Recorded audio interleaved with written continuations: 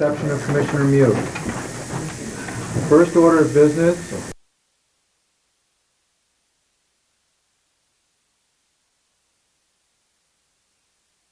Additions or corrections to the minutes of November 14th. If there are not, all in favor of the minutes as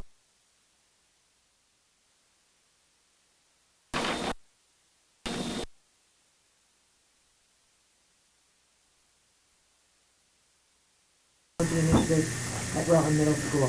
We realize that it now falls to us to ensure the implementation of a progressive and innovative technology program for present and future middle school students.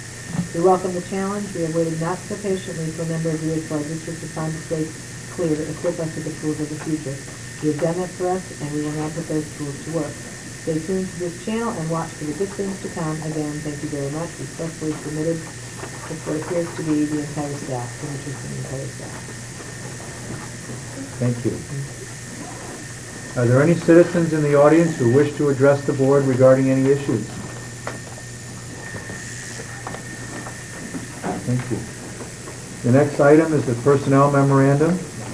The chair would entertain a motion that the license section of the personnel memorandum, number 121, dated November 22nd, 1995, be approved as recommended by the superintendent of schools. So moved. Second. I'd ask the superintendent to address the memorandum, please. Thank you, Dr. Dick. There's one recommendation on the memorandum tonight. We have the maternity leave of absence for Lori Wilson, who is a CAD instructor at the Stafford Technical Center. I would like to read into the record one additional letter I received today. It's a resignation from Patricia Shappy at the middle school as of January 1st from her secretarial work because other demands on her time and energy need to be given greater priority in her life. So she regretfully is submitting her resignation to us, and thanks the staff, the teachers, and administrators, but most of all the kids for her pleasant years with us. As of when? January 1st.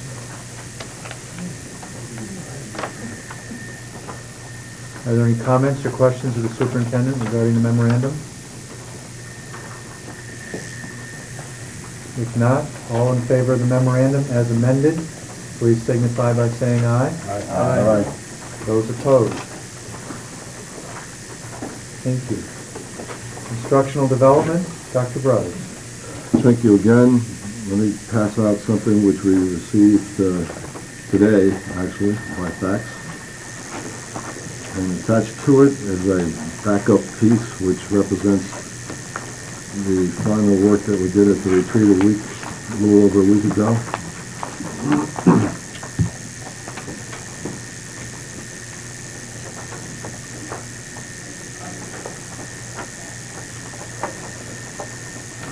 Obviously, because we just got this in today, we're not ready to make any recommendations or anyone. I'd really like the board to take this under advisement and read it and reflect upon. This is a model plan and timeline that David Rogerson has set forth with a maximum high-end price tag attached to it for his services, and he wants to make it clear that that is in no way a fee that he is suggesting or recommending, that he's certainly willing to redesign this and compress it maybe and tighten it up and where it might end up with less of his time. But we did get it, and I did have it on the agenda, so I did want to at least speak to it briefly and call it to your attention and distribute it to you tonight. And possibly I would suggest we put this on the agenda for the next meeting. With the permission of the board, if you would peruse the material, and we will make it a information item for discussion at the next regular meeting of the board. We will take action on it at the next meeting? We may or may not, depending on the will of the board. I haven't read it either. I have no idea what's in here.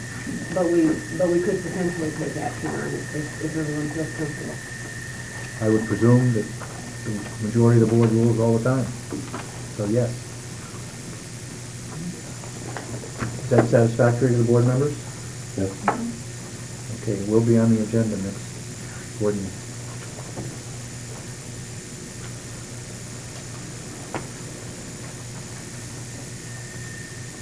The second item on the instructor development schedule then is maybe a brief consideration of the EBD student's profile, which the board had asked about maybe 2 or 3 meetings ago. We pulled it together. One page outlines the students that were on classified as EBD as of last year. The second page explains the additional students identified this year and who moved into the school district this year. And I'd like to have Ella just make a couple brief comments about some of the individual cases there. I think she can bring some light to you without bearing in confidentiality issues. Ellie?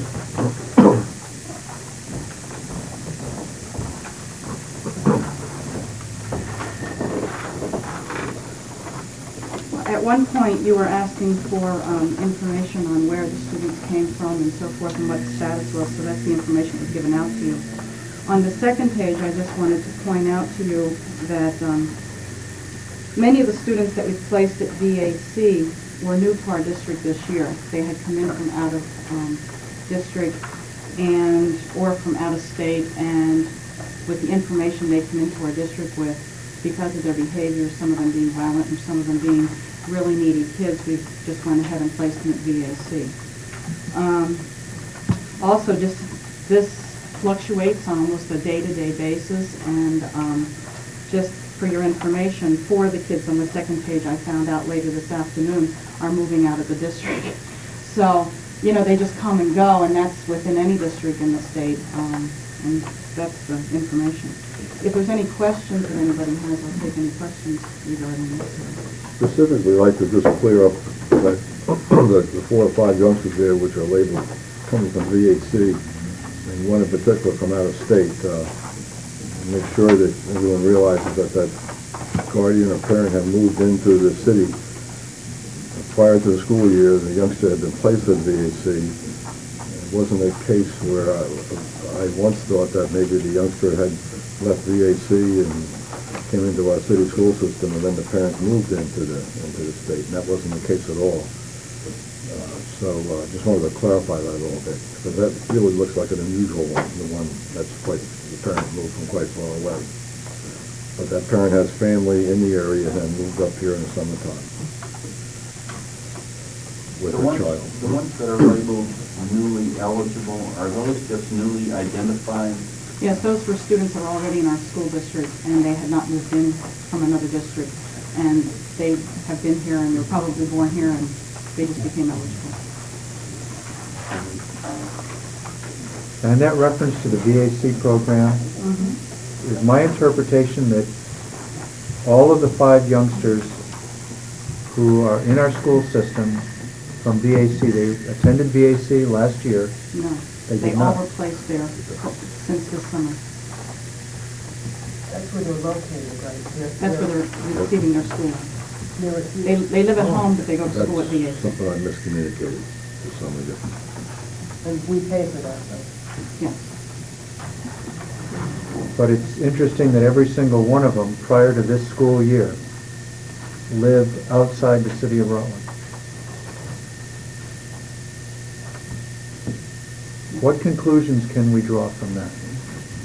I really can't, because in conversations with the buildings, they just arrived here because they either had family here, they moved into the system, or they just moved in like any other family moves into Rutland. What I can conclude from that list myself is there's 16 names on that second page of youngsters that moved into the city over the summer or this school year that placed heavy additional burdens on their school district that we didn't have as of last June when they closed the doors.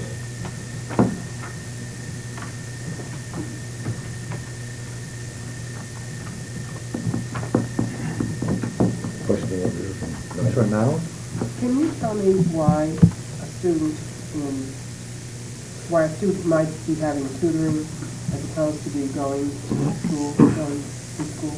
Most likely because they did something in the building that either placed them at risk to themselves or others and needed to be removed from the building to receive their schooling.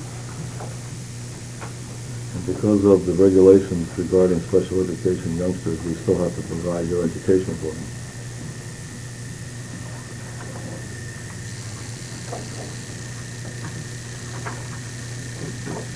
This isn't balanced out by students moving out. Not that are labeled EBD. Overall, I couldn't really tell you the plan type. And if you have, they've moved from one community to the other, have you verified that at least one parent lives in the city?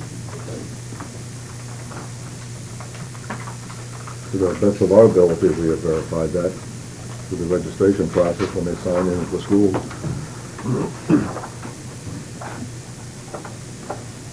So, Once a student has been labeled EDD and then receives the additional services that label entitles them to, do we have any records that we keep that show marked improvement in their behaviors or their skills because of the increased amount of attention that they then are receiving?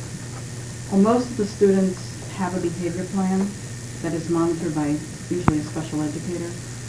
So have I looked at those? No. But in the buildings, they keep track of how they're doing as far as their behavior plans go. What would you say the percentage is of students who, once they've been labeled EBD and then have advantage of the services, the percentage then that are returned back to, the labeling removed, essentially? I would say that's probably very rare that label gets removed. Usually, many of these kids need services from other agencies as well. So what we try to do is pull in the other agencies to work with the family and try to intervene and give the family what they need in order to help the child. Of course, the family always has a choice whether they take advantage of that service or not from the other agency. So it just depends on the family and how much they're willing to work with us as well. But I guess I've not known of any kids that have had the label removed or they've gone off having that label. I don't know if the principals, do you know of any kids that have ever had that label removed? I don't know of any. I think it's very rare. Well, I guess on the other side then, how is it that, for instance, we've got a number of students here from the 8th grade on, and a lot of them have new eligibility. How is it that a student goes through 7 years of education and now all of a sudden they have this emotional problem? Is that... I guess I can't really answer that. I know that sometimes we've tried and tried for years not to label them, or we've tried other interventions before we actually put them through the special ed process, and maybe it's just now gotten to a point where we've tried everything else and we don't know what else to do, so we see if this will help them. Okay. That's not the only answer I could give you. The question I would have is, how many of these students, do we have statistics on how many entered or were eligible in grade 1? I mean, started out the system at a young age. I feel like early intervention is probably along the lines of what Cheryl was saying. How has early intervention impacted this eligibility? And when you say eligibility, that means they meet the criteria to be given the label. Okay. Under Vermont regulation. Which is characterized by not necessarily behavior, is it academic functioning? They have to have an emotional behavioral problem, as well as it has to impact negatively on their learning. And that has to be defined by a psychologist or a test. Right, psychologist. It's very strict guidelines that we have to follow, and our school psychologist has to go through the whole testing and everything to identify that. Offhand, do you have any sense of how many of these students on this list entered our system and labeled EDD as 1, in grade 1? No. I really don't. that would take another whole, I think, study to try to go back to the records. Can you just tell me what camp Wanakee? Iwanaki. Iwanaki? It's a camp over in Benson where the students live out of doors year-round, and it's a residential placement for students that are emotionally behaviorally disabled. Usually SRS is the only agency that places kids there. Sometimes education does. In this case, SRS places students there. And the parents moved back from Florida and live in the city? so we have to pay for it? We pay the education, we're billed back on the educational component, but we don't pay for the placement itself. SRS pays for the placement, because they made the placement there. And what's the Bennington School? That's also a residential facility for students that are emotionally behaviorally disabled. And again, that was an SRS placement, so we're not paying for that placement, but we are being billed back on the educational cost, which I think comes to around $7,000. So the youngster's never been in our school system? Yes. Never been out either? Both those students have been in the They school have? system at one point. And they were then removed from their home and placed in a residential facility by SRS. When you say we're responsible for the educational component, is that like the equivalent to a tuition? I think we get billed back around $7,000 on those kids. I think it's something like that. Tuition for high school. Okay, maybe it's something like that. And that's the end of the year. And then SRS picks up the rest of it. They pick up the rest. How much of that $7,000 is reimbursable to us by either a federal program or a state? I don't think any of it is. It's all local costs. Regular ed, So instead of students going to high school here, we pay them. Do those children get counted as part of our tuition basis going out when we send in to create our tuition? they get counted towards our ADM for state aid purposes. And then the responsibility we have still to those students, even though we didn't make the placement, is to make sure their IEPs are up to date and everything. So we have somebody who stays on top of all that and works with SRS and meetings and so And that's forth. not reimbursable. Well, it's part, we have a staff person who does that. No? That's what strikes me is on the list from December 94, there were 24 students. On the list from November 17th, there were 32 students. Yet only 2 of those students are the same. So it seems like of the 24 we had last year, 22 have gone somewhere else, and then we picked up 30. No, I just didn't duplicate them on the second page. We have a You total have of some 50. duplication. You have 2 students that are on the list. So are you telling me that in addition to the 32, For both these pages. both of these pages, so you just knock off the 2 kids that are duplicates? Yeah. So we have 30, we've more than doubled our numbers. Right. And that's what I was trying to tell you a few meetings ago. And so if we had questions about particular students, when should one direct that to Dr. Brothers at another time of the meeting? Or to Ellie McGarry.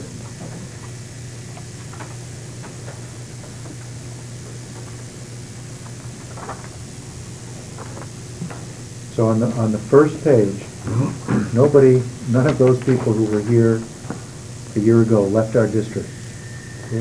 Some of them did on the right-hand side. They either moved or they graduated, a few of them. Not very many. Three actually moved out of Rutland, Yeah. and 30 moved in. Or newly identified.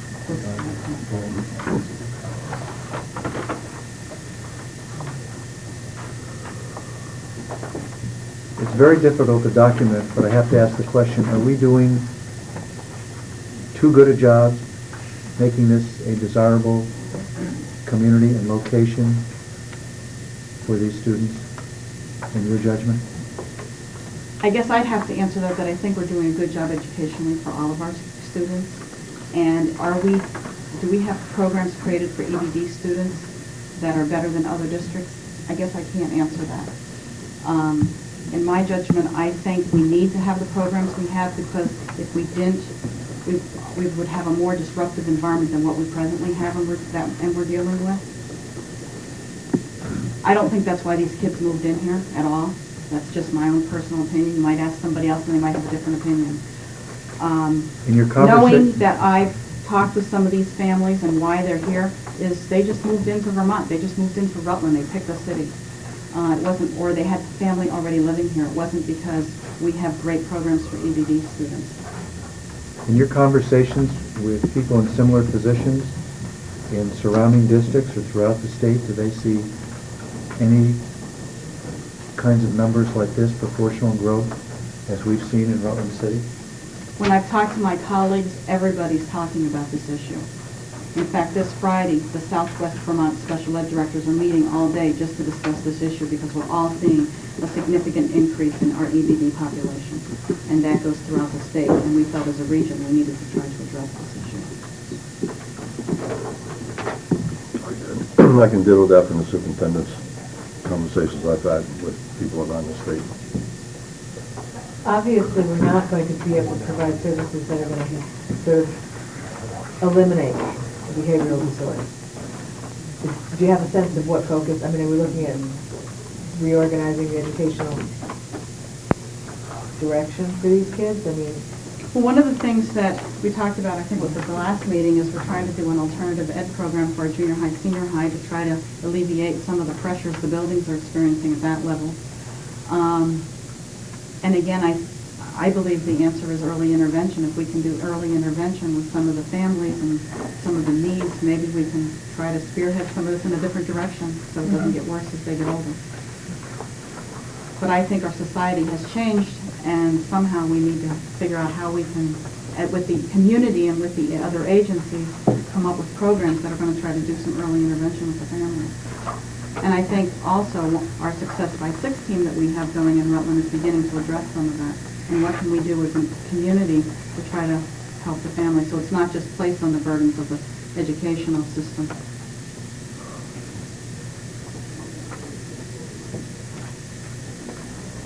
Any other questions for Ellen?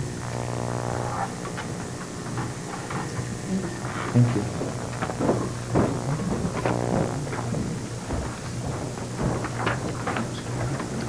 I think the next item on the agenda is a report from Bruce on the JAN plan developments and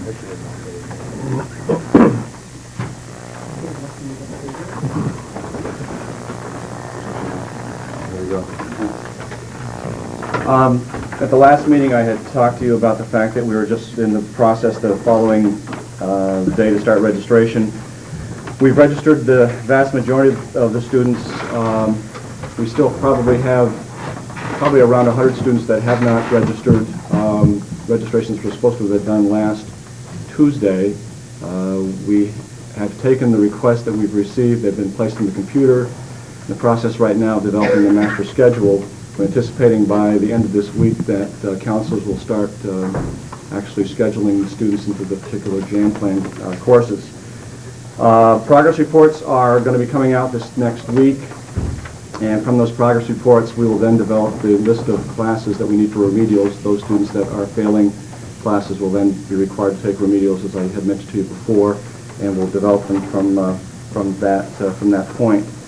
Our JAN Planning Committee is meeting with all the requests for school to work. We will be reviewing all of those. They started today, going through each of those. Part of the plan is that with each of those sites, we have a contract with that site, with the student and with the school. The responsibility of the student then is to, number one, and this is minimum requirements for each of those students out there, is they will keep a journal, and there'll be a final report or a final project that they will come back to the school with after their school to work experience. I envision we'll have probably around 150 to 200 students that will be out in the community on the school to work experience, based on the numbers that we have at this point. Questions on the JAN plan aspect of it? Madeline?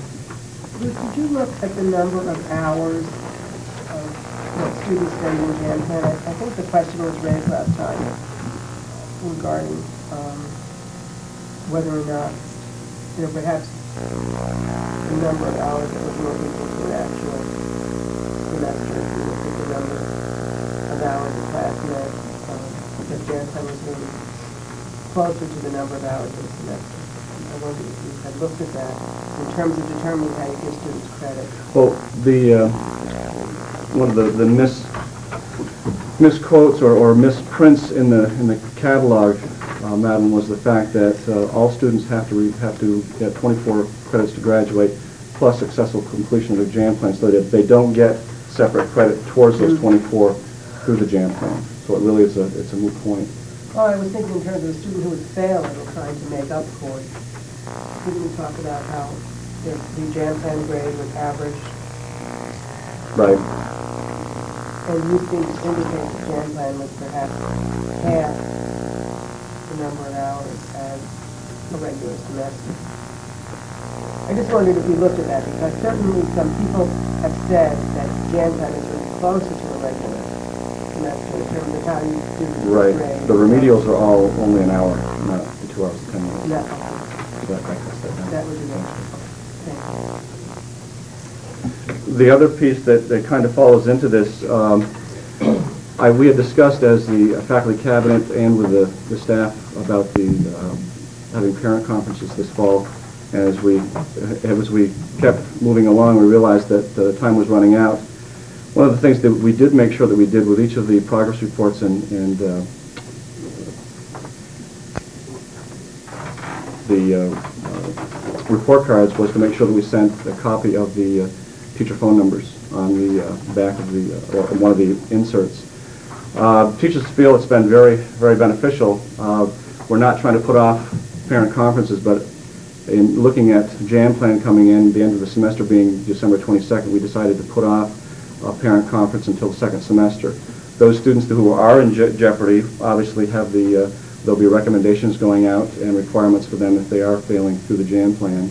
What we're planning on doing is looking at early February or probably mid-February, once we get started into the second semester, if students are still having problems there, that we will definitely set up a parent conference or a night for parent conferences where parents, whether their students are doing poorly or not, can come in and actually meet with teachers. But Will you then have a personal contact between now and jam plan, aside from the letters with parents and students are failing?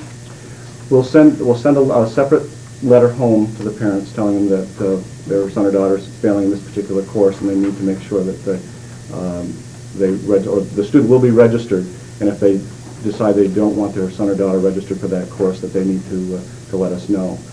If we haven't heard one way or the other and the student has appeared within the first 2 days of the class, we will be contacting them to make sure they're Well, aware. those letters that come from the school that tell you your child's failing. You have to make sure don't there's always no return address on them. reach- Well, they don't always reach the parents. We understand. And so that's why I wondered if you were, since you've decided not to have parent conference, it seemed to be last year a problem that some kids found out too late that they were failing, you know. Well, we're probably a good 2 to 3 weeks ahead of where we were last year in putting it together. So we're giving ourselves a little more time to work at that because it was a push for last year as we did it. So I'm anticipating we'll follow up and keep as close watch on that as we can. For next year, what we're looking at this past fall, we had 2 nights of open house. We did 9 and 12 one night and 10 and 11 another night. We'll do one open house. We feel it's possible to do. With the new building last year, we decided that we would do 2. This year, we probably could have gotten away with just doing 1. We'll plan on that and do that within the first 3 or 4 weeks, and then follow up with the parent conference probably right after the first report card comes out. So it'll be a little more timely next year.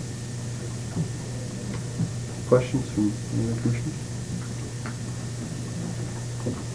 Okay. Thank you, Bruce.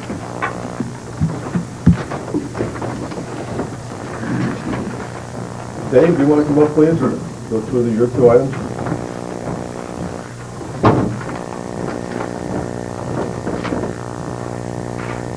Good evening. In your packet is a copy of a Rutland Herald article about the $110,000 School to Work grant that the Rutland Region Education Alliance received recently, along with a telecommunications grant awarded to look at the telecommunications needs of the county.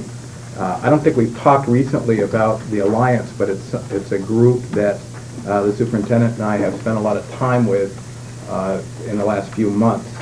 The chair of the Alliance is Dan Heinzelman, who is the plant manager at GE, and I'm the vice chair of the Alliance. It includes the 6 superintendencies in Rutland County, representatives of higher education, the business community, the Planning Commission, Chamber of Commerce, Regional Economic Development Corporation, business representatives, members at large, and others. And it's an excellent group because we have done what has been tried in other parts of the country to bring higher education, business and industry, K-12 education together to work collaboratively. The grant, the $110,000 grant that you've read about, the School to Work grant, is a direct result of that work. The collaborative that the superintendent's been involved with for the last few years is a branch of the Alliance, and there are a number of activities, including a technology initiative, the Higher Ed Alliance, this School to Work grant that came out of a sort of a subcommittee of the Alliance, a lot of other really exciting things that are happening, and it's just wonderful to have all of these people in the community working together. And this will bring great benefits to our kids and our teachers. We already have a career center at the high school, and I think you've probably received this little brochure, and I would encourage you, whenever you're in the high school, to go upstairs in what used to be Bruce's office overlooking the information center. The career center is really impressive, and a lot of kids are taking advantage of the opportunities there. One of the items that the School to Work grant will help fund is a more enduring partnership with the business community, including a clearinghouse of opportunities, paid and unpaid work opportunities that will be helpful to us with Jan Plan placements, outreach at the Stafford Center, professional development for teachers. Just a wonderful way to integrate all these things and to look at it not just within one school system, but as a region. So in both cases, the technology grant and the School to Work grant, I think the long hours that these people have put in has resulted in some good things for all of us. I'll move ahead to the next one. At the last meeting, Commissioner Mew asked about the status of the installation of the monitors that were a gift, as you remember, from the Adelphia Company. We just received the second shipment of 10 TVs. There's 25-inch sharp TV monitors. So we now have 20 of the 50 that we will be receiving, and we have 10 of the 15 VCRs that have been promised to us. On December 8th, we will, which is an afternoon when teachers are in school but kids are not, we'll be installing one of the monitors in a classroom. We had planned to do most of this work next summer because it's very labor intensive, but we're going to do a little experiment that afternoon. Mr. Gee has designated 5 rooms where they will be installed. We'll start with the first on December 8th and see how long it takes, because it's a lot of work involved in the installation, and there's a special bracket that has been purchased with locks for both the TV and VCR. So that will begin the process of the installation. I had been talking over the last month or so with Adelphia. As you know, we have a satellite dish sitting next to the school waiting to be attached on the roof, and we have a connection readily available. I've been promised by Henry Pawlowski at Adelphia that one of his people, who's sort of an expert in this, will be helping us within the next couple of weeks in making that connection. So I expect that all of that will happen very soon. And while I'm mentioning Adelphia, I want to give you a quick update on Channel 15.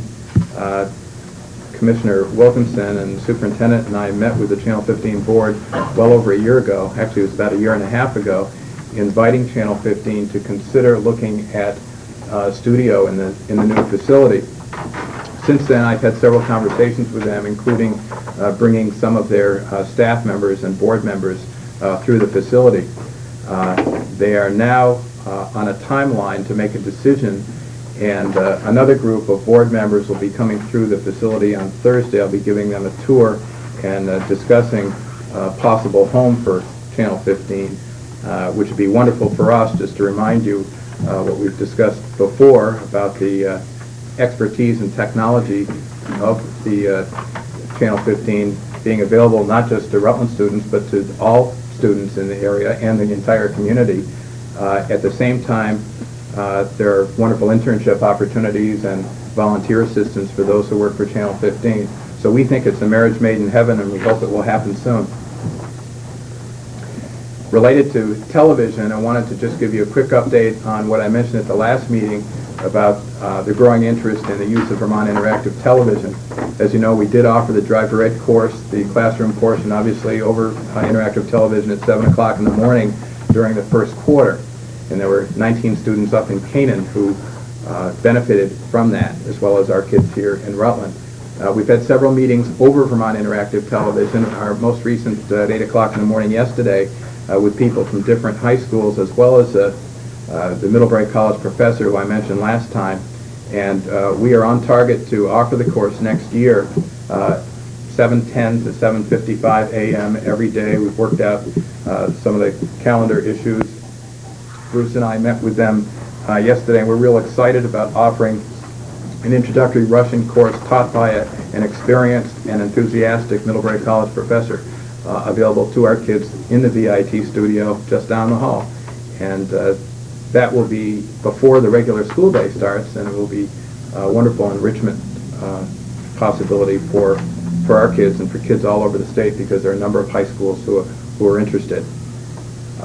And related to that, and finally, wanted to let you know that we have been negotiating with the Hyperion Company, which I believe is a subsidiary or part of the Adelphia Company, since last January. The governor, in his State of the Union address last January, as part of his hopes for distance learning, talked about what we have been doing here, and also mentioned in his State of the State that he had secured an agreement with the Hyperion Company to offer distance learning at no cost to 4 school systems. Well, we were the first in the door, and just last week the installation has been completed, and we now have easily accessible interactive television capability through Hyperion with Montpelier High School, which is a grades 9 through 12 school, with the Winooski School, which is a K-12 school, and Edmonds Middle School in Burlington.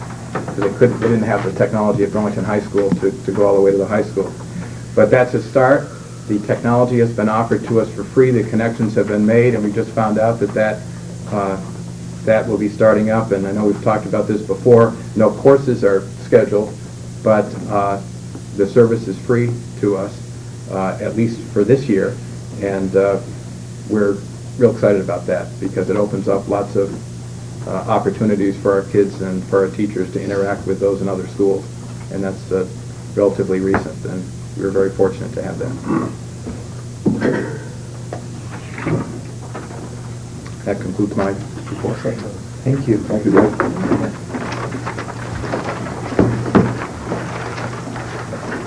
Superintendent's report. Dr. Brothers. Moving right along, just some announcements first, please.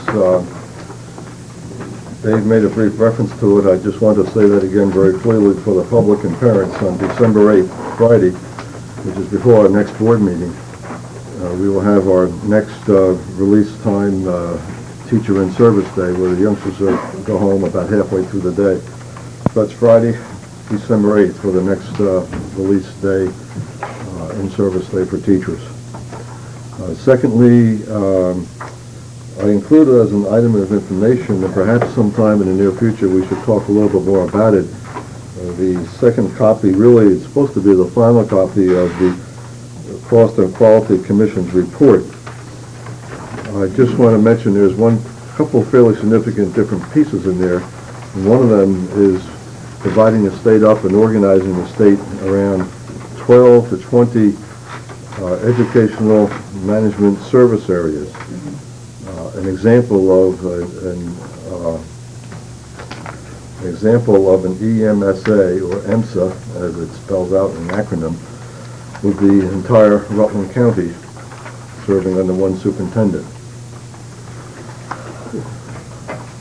Now, the size of the county in terms of 10,000 students and one superintendency doesn't necessarily faze me, because there are many school systems of that size throughout the nation.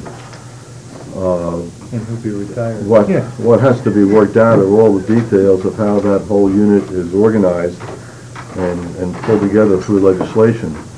To pull off this type of a project in the state would require significant legislation changes from Title 16, probably some state labor law, and probably some other legislation.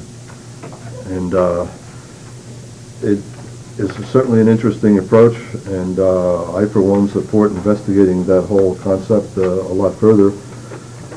But I just wanted to draw that one significant change to your attention that's incorporated in that final report. So it might be appropriate to maybe spend just a little more time in discussing or explaining some of the other details, because apparently will become the subject of legislative debate in the next session, which you know starts not too far away in early January. So I wanted to call that to your attention. We have traditionally now for maybe 5 or 6 years held a legislative luncheon here in late December to try to reach our legislative members before the next session starts. I think we're going to sort of turn that around a little bit and investigate doing something in the way of a small and quicker breakfast in January on one of the Mondays that's available on a Monday morning, and try to reach our legislators when they're here in the city and invite them in through telephone calls and not just the traditional letter we sent in the past. And I'll report back to you some more on that. But it is important that we keep in touch with those people who represent us in the legislature, because financing of education will be a big issue again, as it is every year. Did you say city legislators? What about the state senators? We would also invite the state senators, and we've always done that, Ted, and we'll continue to invite them. Last year, we did that and only had one representative. One representative. So we'll try a new approach to that communication system. Fourth, I think in your mailboxes tonight, maybe you didn't get a chance to pick it up yet, there's the first super effort at the Rutland Intermediate School newspaper. And thanks go out to Lorraine Crowley, and specifically to Mr. Delono and Ms. Burrows and Ms. Foley for their help in putting out that document. It's really an attractive little newspaper for the kids in the Rutland Intermediate School, and it has something in there for all 4 grades. It's really very impressed by that piece of work. And to completely bring you up to date on that intermediate school, if you haven't driven by in the past week, please pass by the front of the building and look at the new sign hanging over the main entrance. That's the last piece of work that was out there being done for quite a while, so that's in place, and it's really remarkable what a properly designed sign will do with the paints and how it stands out.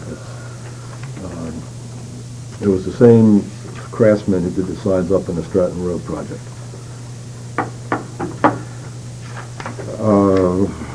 Moving along with some other items, I'll shift into the printed agenda items now. We had distributed a letter to you identifying a problem that we were having with our morning traffic control that the Act 250 administrator communicated to us about.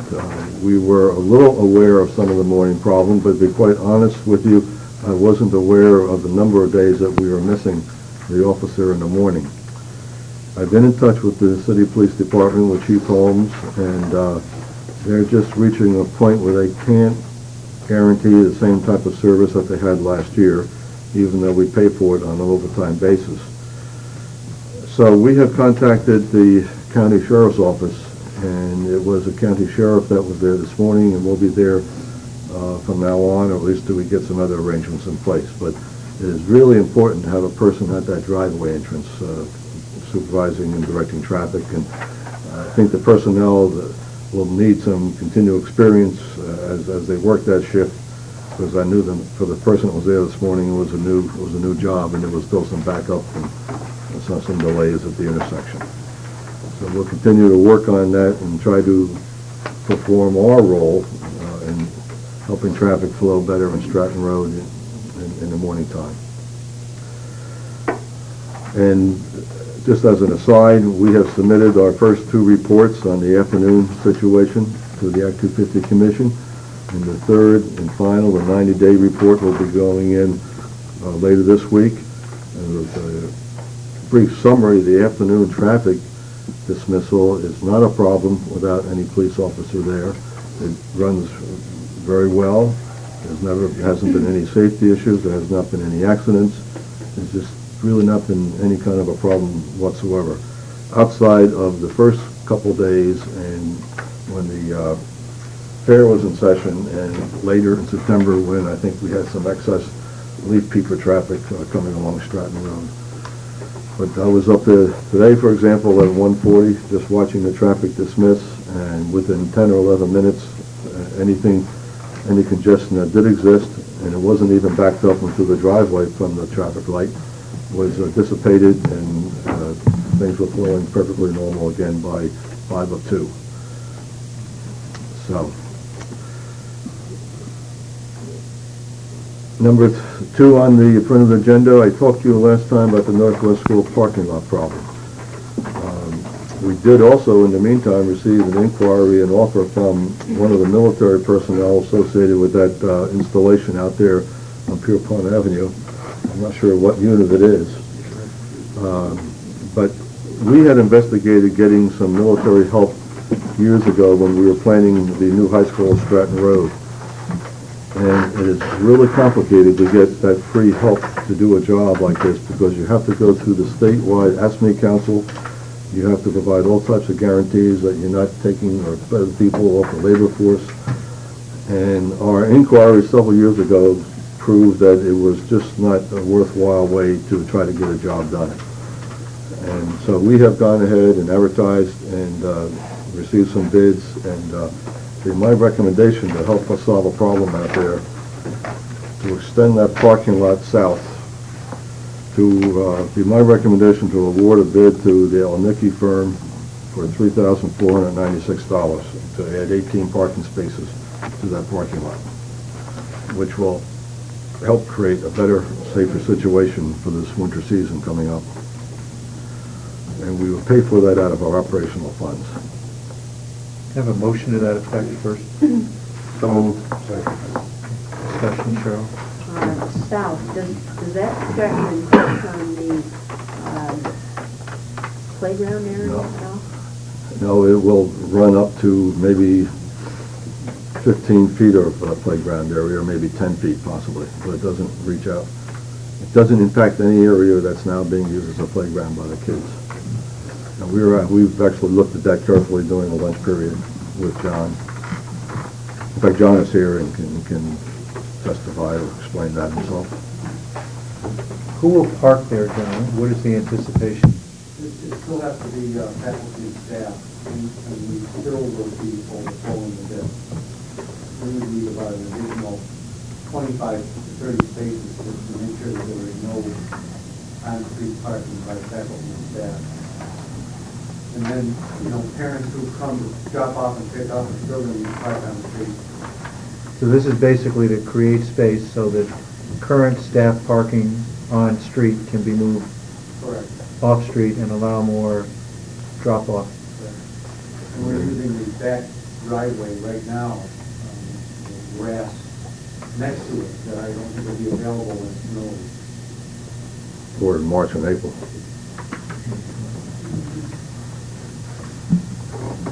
Further question, discussion, Cheryl?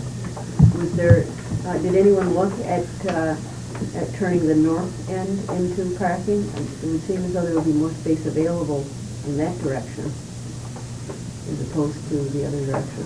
We've looked at it, Cheryl, and this doesn't seem to be as adaptable to extending the parking lot as it is going off the south, where you go right off the existing parking lot south, same dimensions, the same width. Use the same driveway entrance that comes off of Pierpont Avenue.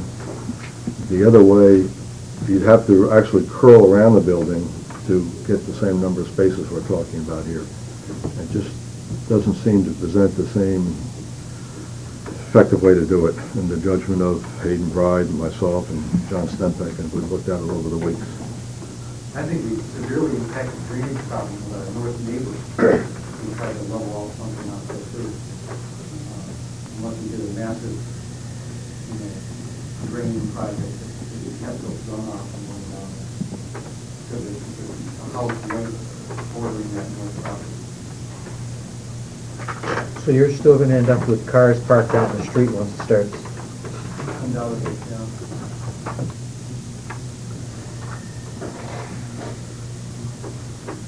Do we have any projected longer-term solutions at this point? Now, the only thing I was thinking of is that we could conceivably move the basketball court east or something like that and continue to extend that parking to almost to the southern boundary, which would probably, would surely do it, I would think. And it might even be worthwhile looking at another exit area down there. But that's a big project. You might want to look into that.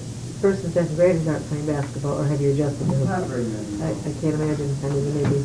But it's a playground for the neighborhood area out there. The A little bit, youngsters, yeah. youngsters do use it after school and on weekends.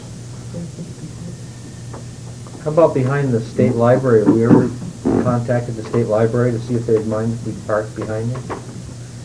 When they have meetings, there's no parking.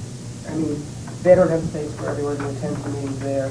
When do they have their meetings? Well, they're periodical, because they're periodically, not on a daily basis, but. Yeah, like a true library. So if you were counting on using that at the, once or twice a month where they might have more than a normal number of cars, then you'd have to figure out what to do with the people.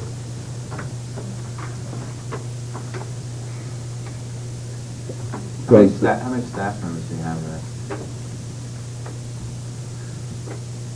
If everybody is there, we're around 62, not everyone's there at the same time. These aren't all what I would call staff members, in the sense you're thinking of. We have lots of foster grandparent persons and people like that. So you're thinking of putting an additional 18 spaces in, and is that going to help much enough to make it worthwhile that we do it? The normal count off the parking lot right now is between 18 and 25, 7. So it'll should take care of most of it. Not all.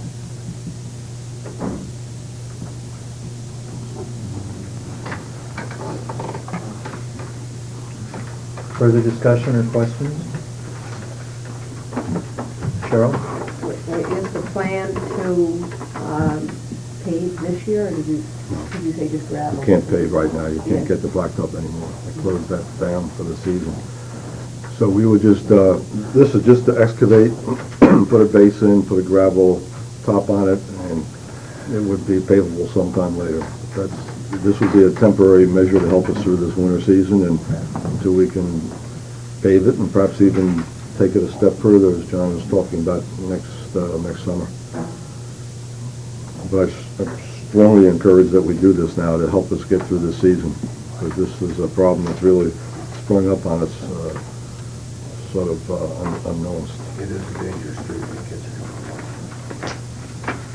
I have a question though about that basketball court. You said that students are unable to use it as a playground. If they do that and they're injured, do we have any liability?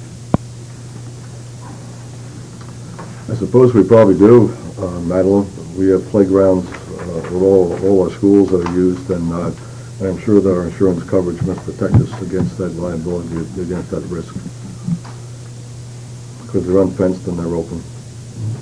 And I know they're used, and it's good that they are used. If there is any liability, the school insurance policy would cover the system for it.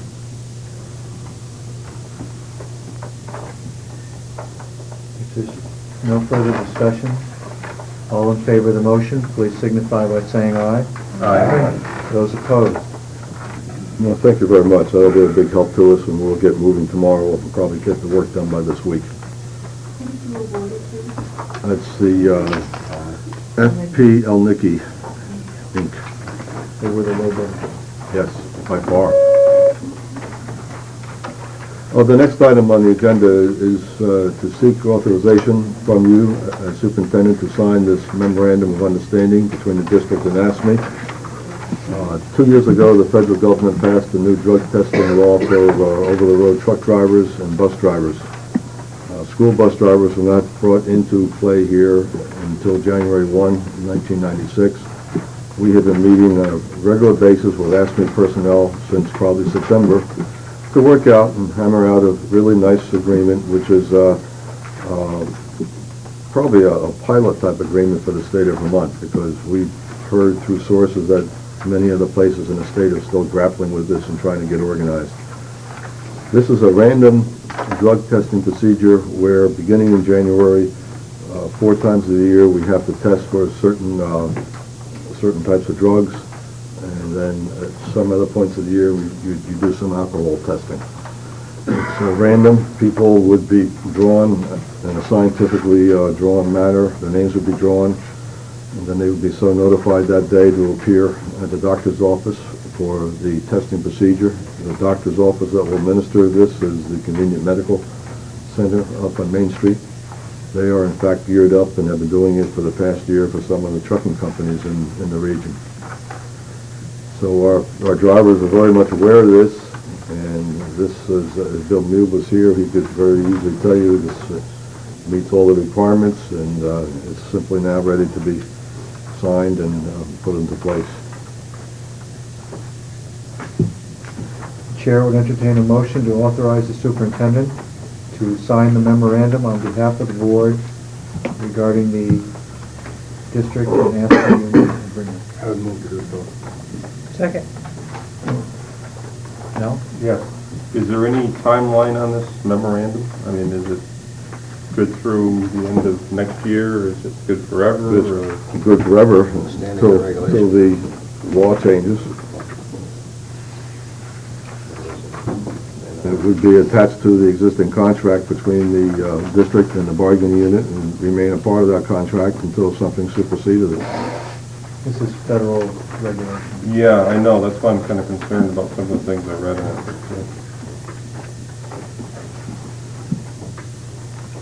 it. I just see more loss of production on the school's part, where if someone is required to do random drug testing, that they can request an additional person to go with them during the test. Yes. It seems like a total waste, in my mind, of people power to do something. They're required to be tested by federal law, and to take 2 people off the job during the test time, it just seems that we're creating more unproductive time for our school system. Well, let me tell you that there's nothing in that contract which is above and beyond what the law requires. It's very tight. The law does not require a second person to be present, I don't believe, does it? The specific law itself probably does not, Al, but the arrangements as they've been drawn up with some of the professional trucking companies and other organizations around the country have built in this provision in case of an individual has to be, can't drive away from the doctor's office. Yeah, thank you. And it doesn't mean that everyone will take advantage of that to have the second person go. Okay. I suspect in most cases they won't.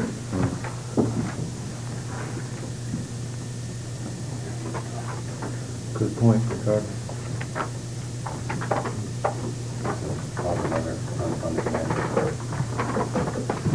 Further questions or discussion? If not, all in favor of the motion signify by saying aye. Aye. Those opposed? Thank you. The next item is an item that we probably should have included under the instructional development section, because it deals with instruction and some new ways in which we can instruct young people at the Stafford Technical Center. And I guess I would turn this portion over to Sharon and Barry and our guests from Central Vermont Power.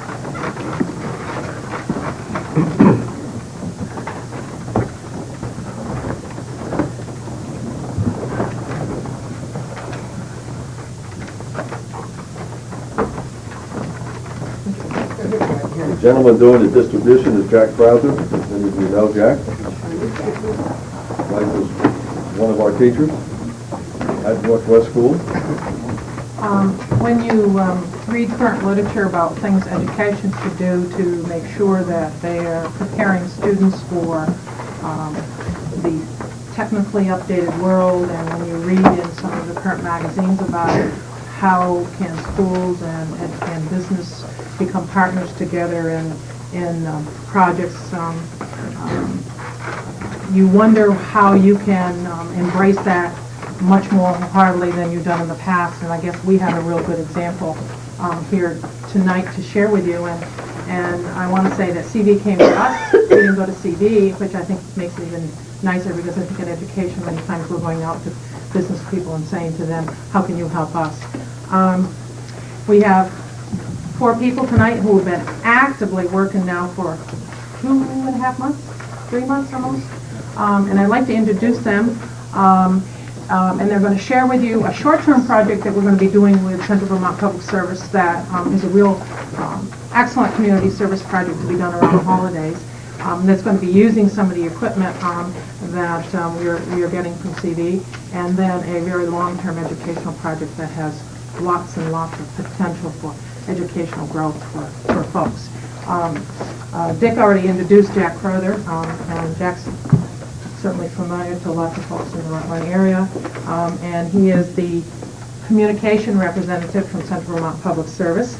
Right next to me is Isabel Kinsley, and she is the residential customer, sorry I'm getting old, customer service rep, program coordinator. And on the further end is a man who seems to spend more time at Stafford recently than he has been at CV, I think, because he's been in and out of our lab all the time, watching the delivery of equipment, the installation of equipment, and supporting us in that process. Gary Anderson, who's the industrial engineer management person, and the fellow in green you all know is Barry Farrar, our instructor. Barry's going to open up the presentation. Exciting to see all of you people on this very happy note for a change. Funny thing happened this summer. I was up in Maine, and I get a call from Gary Anderson, and he said, would you be interested in seeing all the newest technology? I said, of course I would. So after the summer was over, we got together, and we started to talk. And all this great technology, he said, is available. Would we be interested in being a recipient of this technology? I said, great. So anyway, we entered into this wonderful, wonderful win-win situation. CVPS has all this neat equipment that they would like to introduce to the industry, professional industry, and you know, people in the industry have always cooked on gas. It's the traditional way of cooking. It's always thought it was the best way, the most efficient way, the cheapest way. Now we have all this new technology, which is going to give gas a run for the money. So it's a real exciting thing to have. My students come into my classroom every day with all this equipment around the shop, in the back rooms, all over the desks. And every day they walk in, it's like a new baby in the room, and everybody's looking to see, are we ready? Are we ready? Are we ready? Well, we're almost ready. I think tomorrow we're going to be online with all this equipment, and the potential for learning is so exciting. All this knowledge that the students will gain by using the equipment, state-of-the-art equipment that really most of the people in the industry don't have. We're going to have people from the industry coming in to view it. My students will be the guest presenters. I mean, it's just incredible the amount of growth and knowledge that will be going on.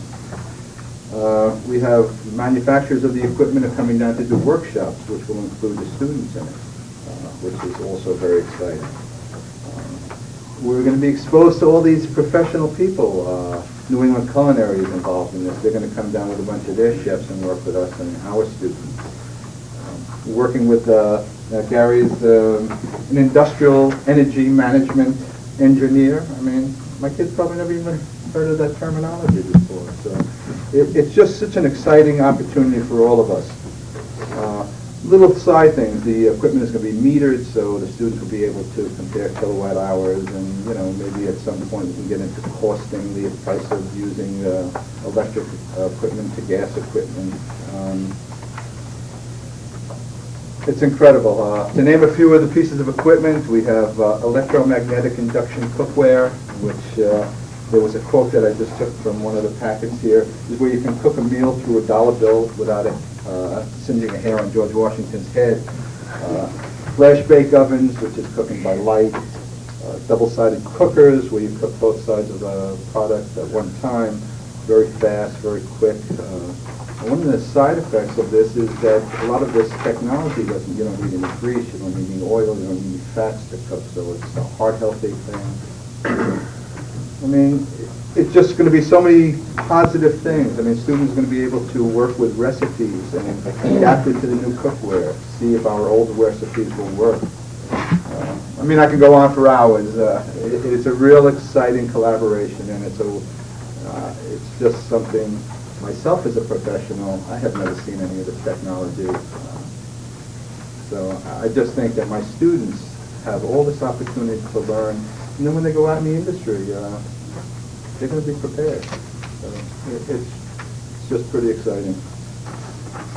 We're going to keep some of the gas equipment working? Oh, yes. Oh, yes. You know, I'm from Missouri. Well, I think Barry is one of the more relaxed people. I think probably all chefs have to be relaxed because of the early serving public. But we conceived this idea of having a Share Heat Week. Share Heat being an energy assistance fund started by CV. And so we kind of gave them a couple weeks to learn how to use the equipment, and then they're inviting the whole county in to have lunch on some of the meals that may be prepared on this equipment. So the immediate event is Share Heat Week, December 11th to 15th, and the proceeds of sale of snacks and lunches at the Dollhouse will go to the Share Heat Fund. And because the federal funding for fuel assistance this year has been drastically cut back, and the level of it is not even certain yet, Central Vermont has agreed to double match anything raised during the month of December. Normally it's a 1-for-1 match. So anything raised through Share Heat Week, the lunches and snacks sold during that week will be double matched by CV, and this will go into energy assistance for low-income Vermonters. So I think was today like the first day that everything was operational or something? Hopefully tomorrow. Tomorrow, okay. So we got now a couple hours, a little bit of time to practice. But as a couple of people have already said, we think this is a good partnership between an employer and a school system. It was about a couple of years ago that CV saw electric cooking, the new electric cooking as a niche market that we might develop. And of course, in the old days, CV actually sold the appliances, but today we're thinking in terms of selling the electricity to run the appliances rather than selling the appliances. Most of what you've heard from CV and regulators in the last few years has been energy efficiency, but actually we like to sell our product, and we enjoy making the case for uses where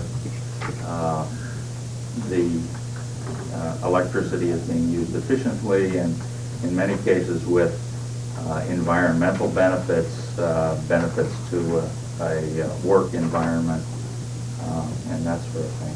So there are obvious advantages in introducing this technology to the cooks and chefs of tomorrow, and the culinary arts class at the Stafford Center is a good place to do that, because we'll have to convince them that these appliances are worthwhile and do the job.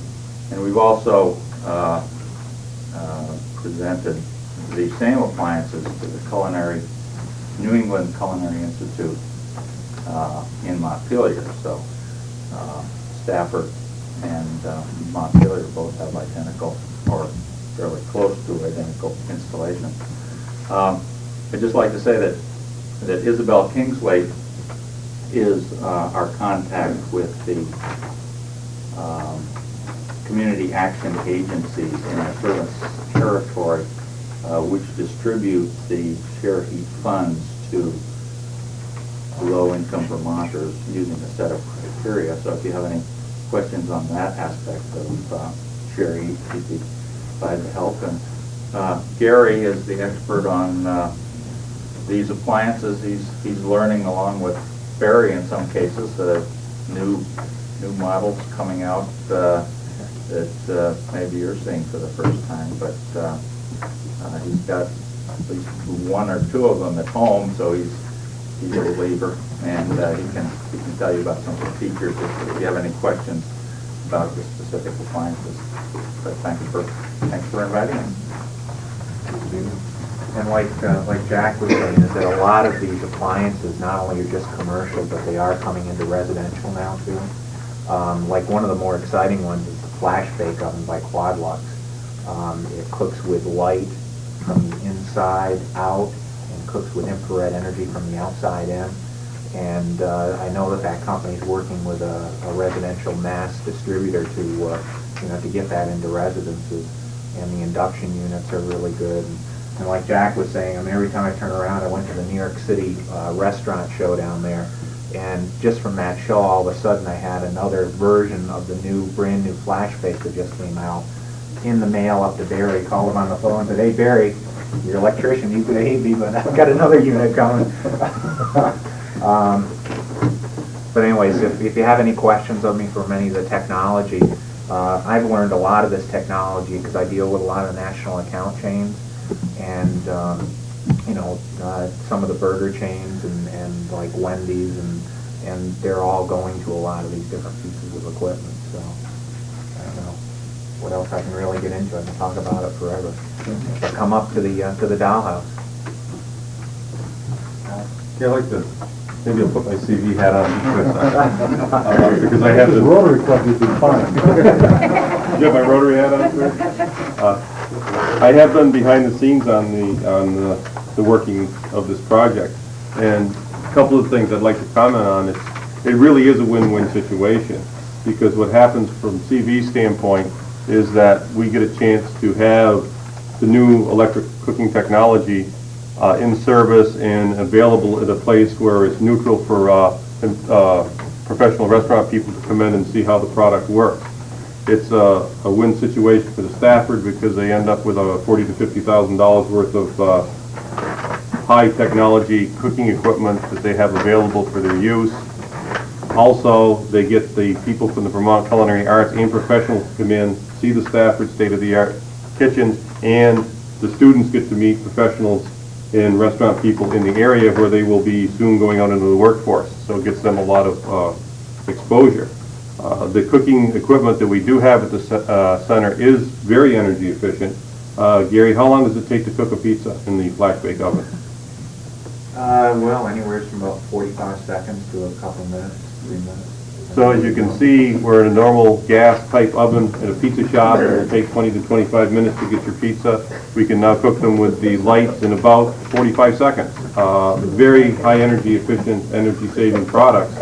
And it really works out quite well. So it is a win-win situation. It is energy efficient. And we are kicking it off with the shared heat program, which the match for 2 to 1 because of the low income will be done for the whole month of December. That is also, I just would like to clarify, from stockholder money. It is not from ratepayer money that this comes from. And I think it's important when you know that. The other thing, Al, I think is important is that local folks are donating the ingredients that are going to be used that week. It's not coming out of our budget. So it's a real good community service with lots of people involved in it. I think the most important thing now is Barry's really got to get going on the equipment and testing it out so that we have the menu well defined for that week.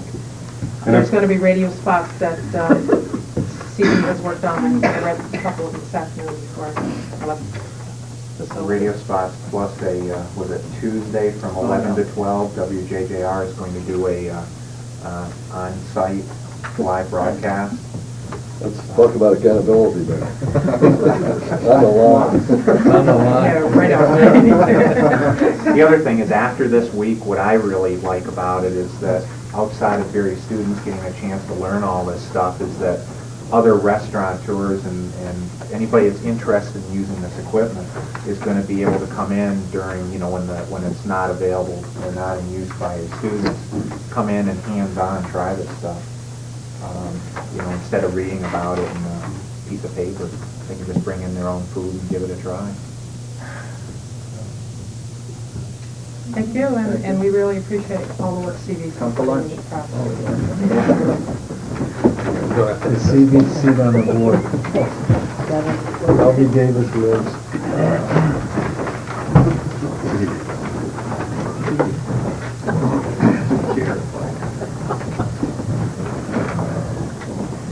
The next item on the agenda is go back to the all-day programming issue again for a little more discussion tonight, explanation.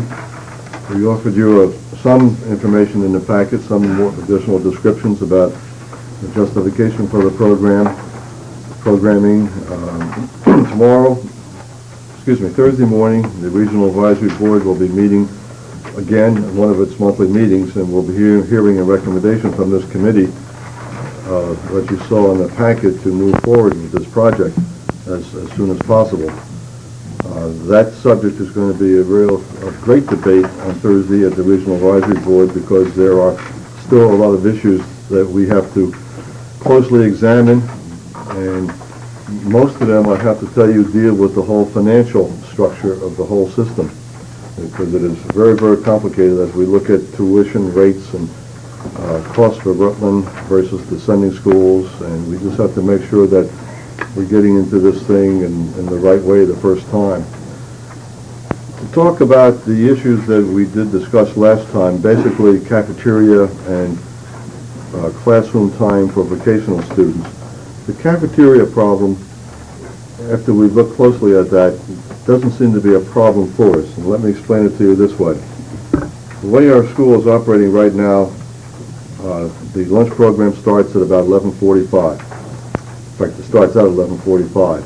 Until 1 o'clock, that cafeteria is feeding Rutland High School students.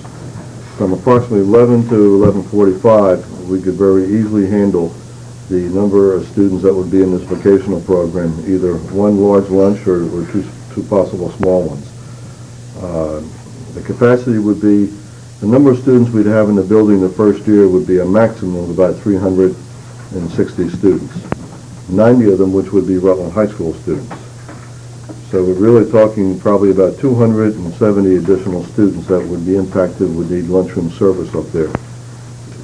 That could be handled by that cafeteria during that time period, very easily from 11 to 11:45. In fact, during a 25-minute time period there. It would impact very positively on our Marriott food program, and would certainly help us, and would probably provide some additional revenues. And the Stafford Technical Center would provide, in the budget that they are setting up, for both English instruction and social studies instruction in the Stafford Technical Center. Those would be the two most needed courses for students coming from other schools. And we believe, as we can look at all the data, that between the youngsters and the high school going over and taking enrichment courses in the tech center, and the kids that would be in the tech center that would need singleton type courses throughout the high school, that we would probably be looking at probably a wash in terms of the needs in either places and being able to accommodate kids. But we think that that's one that we can accommodate. We have, I think, a larger problem dealing with the financial system and making sure that we're properly set up, that is both the sending schools and ourselves, to accommodate this program and to put it into place as soon as next September. It's as much of a problem for the sending schools as, in fact, more of a problem there than it is for us, because they are right now getting their budgets lined up for hearings that will be scheduled in January, the districts that have to vote their budgets on town meeting day. So they're 3-4 months ahead of us in that process completely. And I am just not sure yet how the committee or how the Regional Advisory Board will come down on this question on Thursday morning. I'm not completely sold yet financially that we can make the whole thing work as soon as September '96. Although, I think it would be the best thing for the technical school and the best thing for Rutland County in terms of getting students into that building and getting that building back up into the enrollments that it's designed for, which would be more cost-effective for us and more cost-effective for the sending schools. So Sharon is here and Bruce is here. Would there be any other questions that you would want to have some responses to or just some discussion about as we go into this thing Thursday morning? There'll be another advisory board meeting in December, and it'll probably be the question will have to be ruled upon by then for sure to make this thing a go. Madeline? I have a couple of questions. In terms of the scheduling of students who might need to pick up course in the high school, you said that would be the wash, because we send students over there. But we're sending mostly 9th and 10th graders over there, aren't we? No, not for the enrichment courses. For the it's now available to students in 9 through 12? Yes, in fact, I would suspect more 11 and 12th graders would fall into the enrichment category than 9 and 10. Then the second question would involve parking. Yep, we've taken a look at that, and Bruce and Sharon both feel that there would be parking up there to accommodate the students we're talking about. Okay. And then the third question would be in terms of rules of behavior and discipline. And are those students subject to the rules of their own school district or our school district? Who are they accountable to? Sharon, could you talk to that question, please? The year that they're with us, they'd be subject to the rules of behavior and expectations that we place on them. Even if they're still taking courses at their own school? Yeah, I do not believe there'll be many students taking courses at their home school. Aren't most of these kids going to be coming over by bus, or do you really foresee that they're all going to, a lot of them are going to be driving their own vehicles? The majority will be transported by bus. We encourage that. We still have a few kids who have jobs, especially in the afternoon session, who have jobs in the Rutland area and get permission to drive. But we encourage they use the buses, discourage private transportation. But right now, they're at their own school for half a day. Mm-hmm. So the bus there is provided by their own school, whereas if they don't live near their own school and they have their own vehicle, and they're not taking courses at their own school, they might want that freedom then to drive back and forth. Sharon, do you have any response to that? I mean, that's true. For instance, in terms of Proctor, Proctor has tuition students for Rutland Town and Mendon. We do have, every year, requests for a few of those students to be able to drive the car to Stafford, so they don't have to return to Proctor at the end of the day because they're living in the region. I probably have 30 permits that are out for students. And majority of them are for afternoon students who work in the Rutland area who don't want to return to their home school afterwards. How do these kids carry on their co-curricular activities and whatnot at their home schools during the year they're with us? They would be eligible for all sports at the home school. We have students who leave now early during certain seasons to participate, and I would assume that the same thing would happen, and we would encourage. The one thing we don't want to do is discourage students from participating in those activities. We expect that with all-day programs, we're going to have to increase the type of student activities we run during the day for the students. Every school that we visited or talked to told us we have to do that. I met with the student senate. We have a morning student senate and an afternoon student senate. In all day program we have one. I met with them this week and talked to them about it. The first question they asked was, will we be eligible to play sports at our home school? And they still are students at the home school. They're just receiving their education for that year at Stafford. So they're still eligible. How does the tuition payments and reimbursements work? Very complicated. We've been really taking a hard look at that and studying it. Spent about 2 hours on that subject today. We're looking at it from the prospect of not only us as the host district, but we are trying to look at it from the point of view of Rutland Town, for example, or Proctor or Fairhaven. And it's always been complicated. It just turns around and it's a whole set of new and different complications for us. Bob, would you want to make any other comments on it? Well, just that, there are to be some shared costs now that we really haven't had in the past with offering some high school courses for vocational students. We're going to have to factor that in. So as Dr. Brother said, it's a very complicated issue that we'll be working on in the next couple of days to really nail down what the tuition costs will be for our high school and for the Stafford Technical Center for next year, if we had all-day programming. We've got to be sure that it works at least neutral for sending schools and us as the host district. We sure don't want to enter in something and eat more costs than we have been. If we have 90 students right now that are in the program from 11 and 12, right? Is that right? I didn't hear. Approximately. If we have approximately 90 students now, Rutland High School. Correct. Okay. So next year, those students, let's take the juniors, they could take the program all day. Correct. Right. They could then take a different program in their senior year, is that correct? If there would be space. Only if there would be space? Yes. I thought one of the things I read said that one of the advantages of it was that they would have an opportunity to be in two programs, but that's only on a space available basis? The all-day program committee is recommending that the year be the junior year, though a student could come as a senior. But if we had a student who did their 1 year in their junior year and requested to come back and take another program their senior year, we wouldn't bump a new student for that student. The other significant piece that we really have to address Thursday morning and have some, and talk about with the Sunday districts, is the need for a lot of staff development throughout the rest of this year and some over the summer to help the staff get prepared for something which they haven't done since the school opened. And that's no small assignment either, getting people prepared to handle a group of students all day long as opposed to a half a day.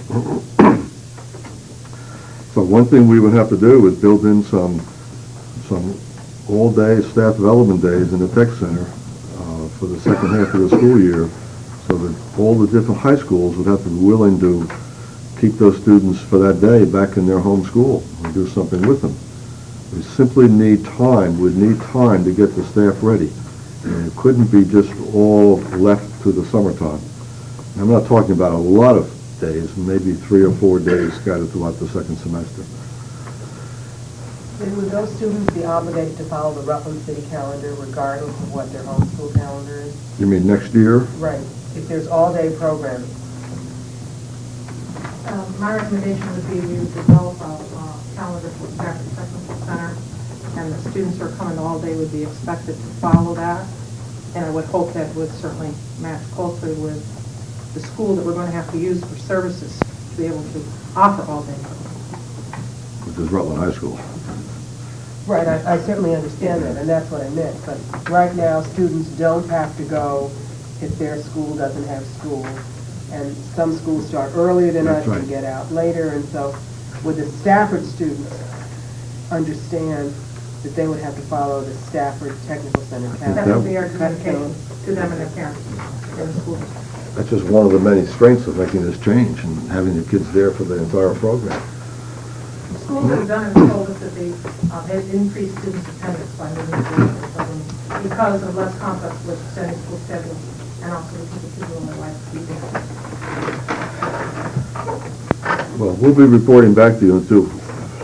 Yes. Al? Oh, go ahead. No, please.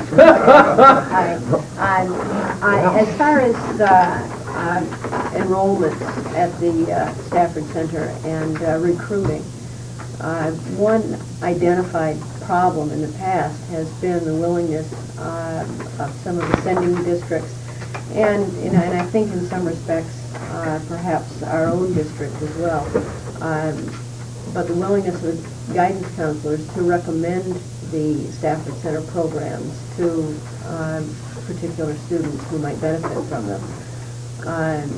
are there some assurances that we might have, especially from the sending schools, that they will actively recruit students, or will we be seeing a little bit of hesitation because of the potential financial burden that it might add to a sending school district?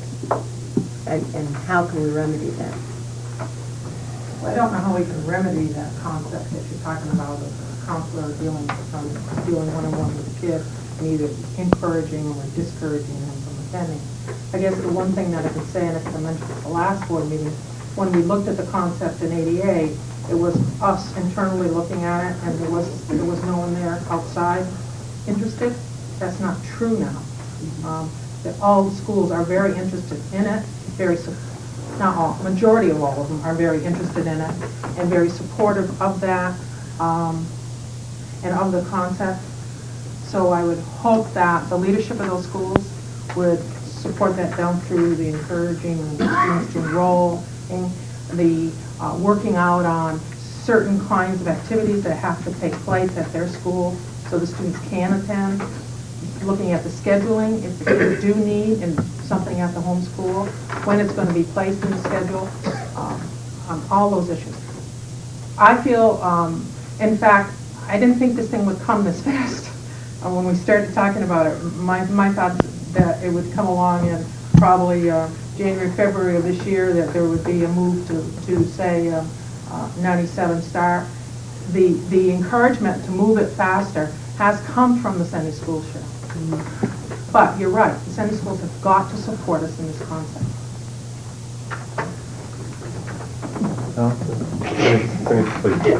That just brings up another question, and that is there entrance criteria for the different programs at the Stafford Center? One program has strict entrance criteria, and that's our technical program. Would there be anything that could prohibit a sending district from using the Stafford Center as a dumping ground for perhaps EBD students or difficult students?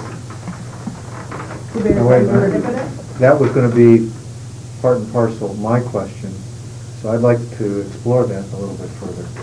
When you say it happens now, do we have any prerogative to deny the program to somebody who's usurps more costs than they contribute? And I don't mean just economic. The only way that we can deny entrance to any of our programs is if the entrance requirements the student doesn't meet them. The student doesn't have the math, the student doesn't have some particular skills in order to be successful in the skills that are demanded of that program. And those have to be clearly defined. And the student requesting interest has to be able to say, yes, I have them, or no, I don't. Right now, the only program that we deny students to is the technology program. We want to start this year interviewing students. Now, I'm not saying admission, but I'm saying interviewing students in our auto technology area. Only because it's always a highly enrolled program. Some of the students in it are students that are really going to end up in maintenance of autos and not in auto technology, and some of the students are truly auto technology students. And we want to interview the students and look at them. And with the all-day concept, we are going to need some extra assistance in that program, and it may be a way of dividing the kind of students up. Did I understand you to say that it currently is also a dumping ground? I would say that currently does happen sometimes. Sometimes.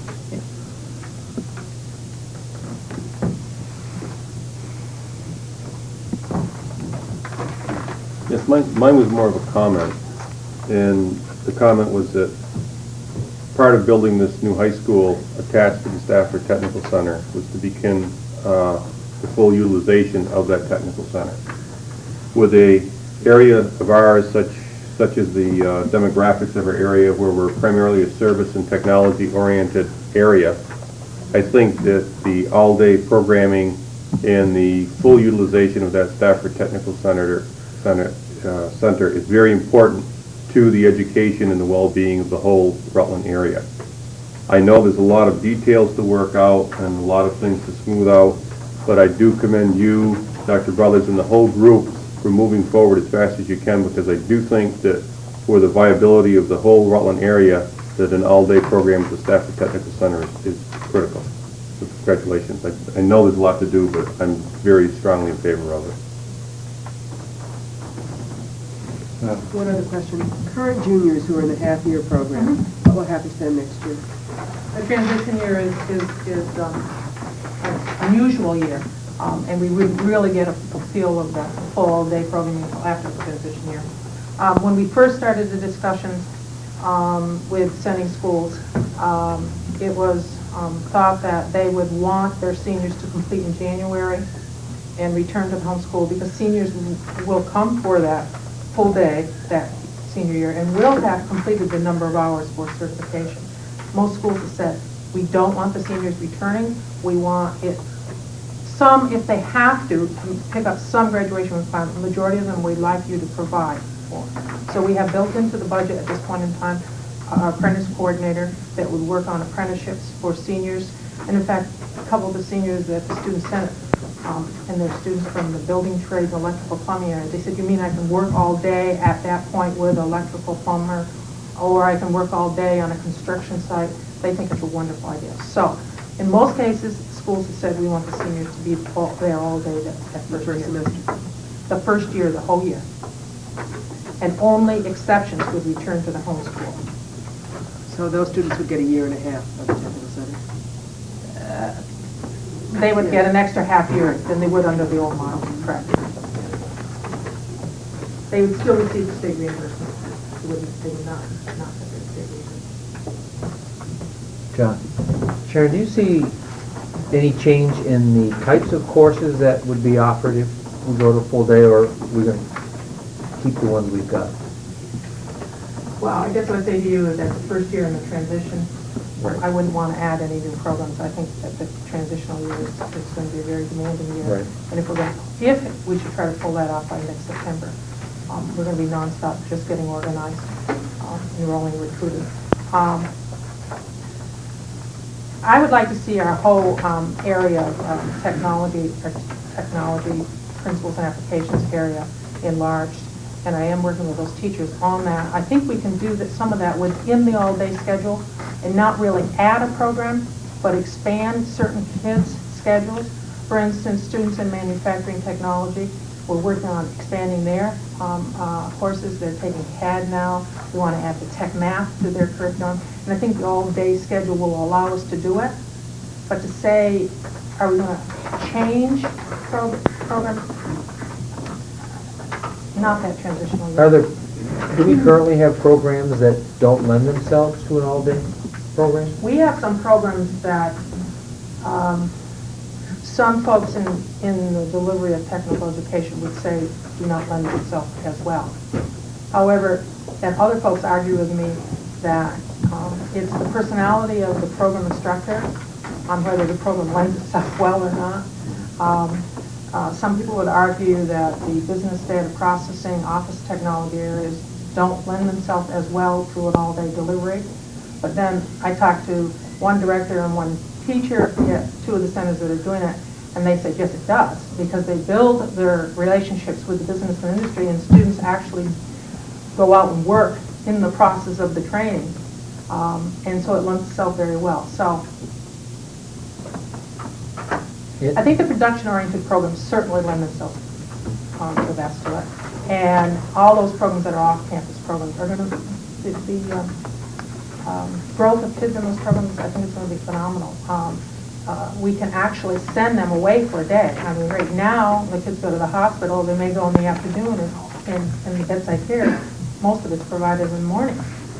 So they don't get that experience. Now they could get, they're all day, they could go all day and see what all day looks like in a healthcare facility. The off-campus building programs, they can go to the site for the full day. Forestry program can go out to wherever they are for the full day. So those programs are going to be greatly enriched by it. Our culinary, kids in the afternoon, clean up, serve, and do the work on the grills. The kids in the morning do all the preparation. This way they'd be able to see the whole opening up the restaurant, the prepping, the waiting, the grill work, the cleanup. And if funds permit, do we build a house a year now? No, Still gonna be a 2-year project to build a house? 18 months, I think. We've been talking about that. 1-year house becomes production, not education. Well, the problem with taking it over more than 1 year is It's that, financing. well, the kids that started the house don't get a chance to finish the house. Yeah, we're talking about it. Steve and I have been talking about that for last week. We're talking about our human service program, what adjustments we'd make in that in terms of the preschool. I mean, we're discussing lots of options. And worse still, the kids that haven't even started the program yet are the finished workers. Yeah. It could be worse. If you did your prep work and had the cellar hole in, you probably would do it, but we would have to look at that. Thank you. Thanks, Sharon. We'll be back at the next meeting. The next item on the agenda of my report is just this announcement of the schedule of basic safety training. This is the type of training we're now putting all our teachers through in the school district. It's restraint training, it's de-escalation training, it's how to handle tough crisis situations with young people and to cool it down, and if necessary, how to physically control kids without getting yourself injured. I gave you the list because I would strongly encourage all of you coming in and just seeing the type of training that our teachers have to go through now. Recertification is the piece where they do most of the actual lab work itself, activity work. And the initial training, it's the afternoon hours after 1 o'clock where they do that. So it's in this building, and you can come in for an hour or so and take part or watch what's happening. It would just be an interesting experience for you in how a public school is operating in 1995. So it's for your information. I have a question about it, though. Yes. Is there anything missing from the second sentence?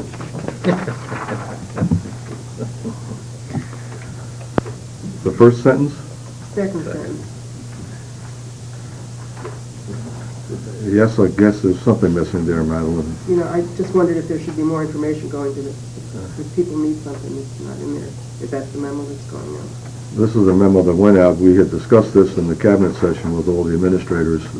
The important thing was to get the dates to them because they in turn were going to schedule their people into the sessions. Maybe not be complete, I think it's completely accurate. Right. Right. Both are for. Something more needed to be in there. That's Finally, I've got the 3 pages here that we've made the changes for you and the substance abuse rules. The first page deals with 7th and 8th grade.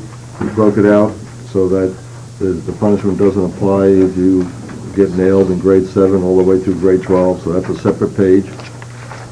The second 2 pages, in all 3 pages, the appeal process was added. And then on the 3rd page, we broke out a separate page for activities in grades 9 to 12. And that one is the one that does not include the smoking, the off-campus smoking rule.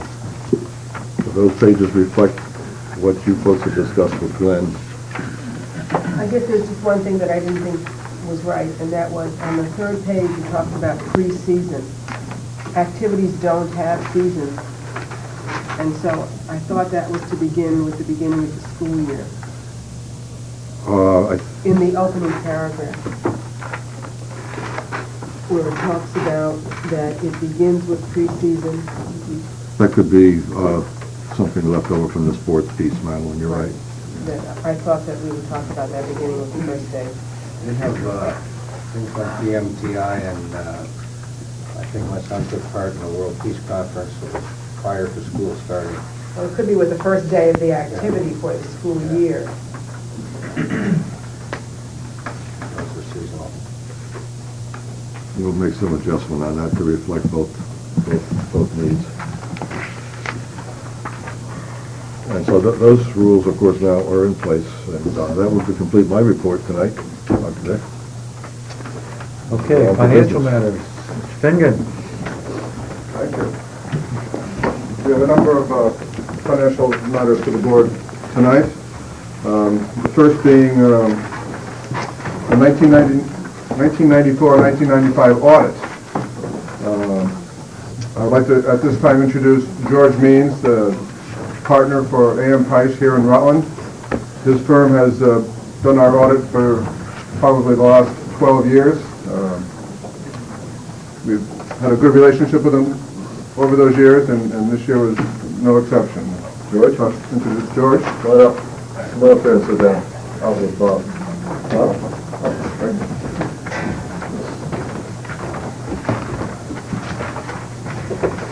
Thank you, Bob. You've all got some rather lengthy documents that you've had a chance to peruse. It was pretty much business as usual this year. There's not a lot of highlights that were different from what's going on in the past. There's a couple things I'd like to point out on the financial statement itself. The big document, the thicker document of the three that you have. Call your attention to page 8. The general fund, the revised budget predicted a $113,000 deficiency of revenues over expenditures. In actuality, it was $82,000. So that was a $31,000 variance to the good. That you predicted a fund balance of about $1,000. You ended up with a fund balance of approximately $32,000. If you go back to page 4, in the general fund, you can see that of that $32,000, $11,000 of it had been designated for either 1995-96 expenditures, leaving a very small $21,000 undesignated surplus. In the course of an audit, there are certain estimates of amounts payable and receivable from the state of Vermont. These are subsequent these are best guesses at the time. Subsequent to that, the state seems to set amounts for reimbursement after the fact, depending upon their availability of funds. Some good news is our estimates that we used, the actual amounts came out a little bit to our favor. There's a net amount of about $10,000 more than we anticipated at June 30th. In addition to that, there was about $20,000 which was in the 95-96 budget, which we figured we might have to come up with, and that isn't going to happen. So in actuality, we're going to end up with about $31,000 carryover and a $20,000 amount that we had budgeted for that is not going to pass. It's not going to come to pass. Excuse me. Another thing that I might want to should draw your attention to is on page 21. The municipal retirement system that the non-teaching staff is a part of, combined with the city. I'm not going to comment on the state teachers' retirement system and that funding mechanism. However, the municipal retirement system right now has an excess of market value of assets over projected obligations. They made some changes in the plan last year, and as the footnote, as the middle of the page mentions, it increased the recommended contribution for the funding of this plan to 8.1% of covered payroll.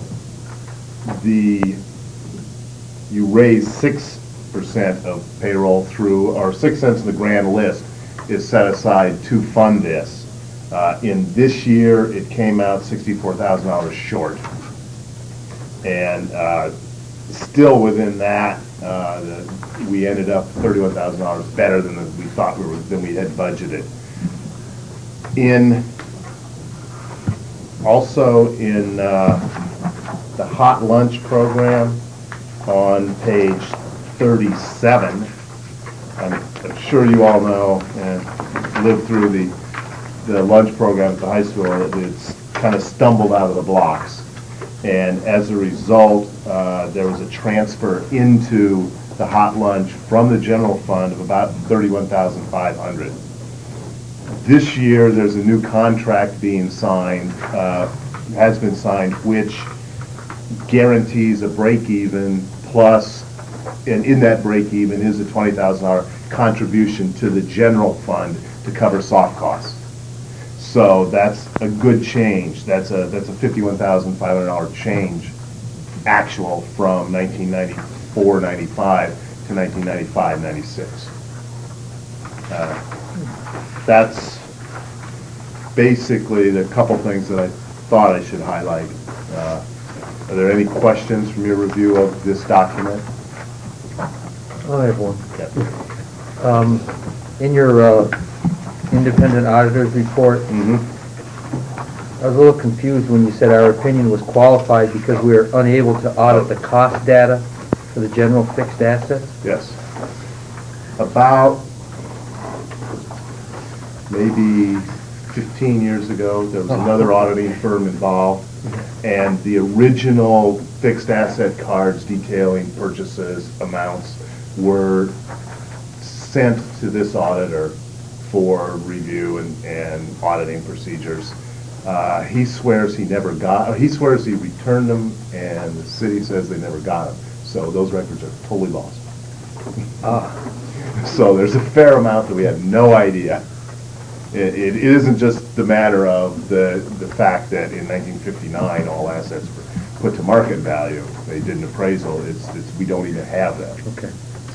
So now, did we get a qualified last year because of that too? That's been a qualified forever. Okay, and it will be forever. And it's also qualified in the fact that the hot lunch and the agency funds, there are no controls prior to depositing the cash in the bank. It's when students go out and collect money for the band. They're out there with their buckets, and you're stopping and throwing money into the band helmet on Merchants Row.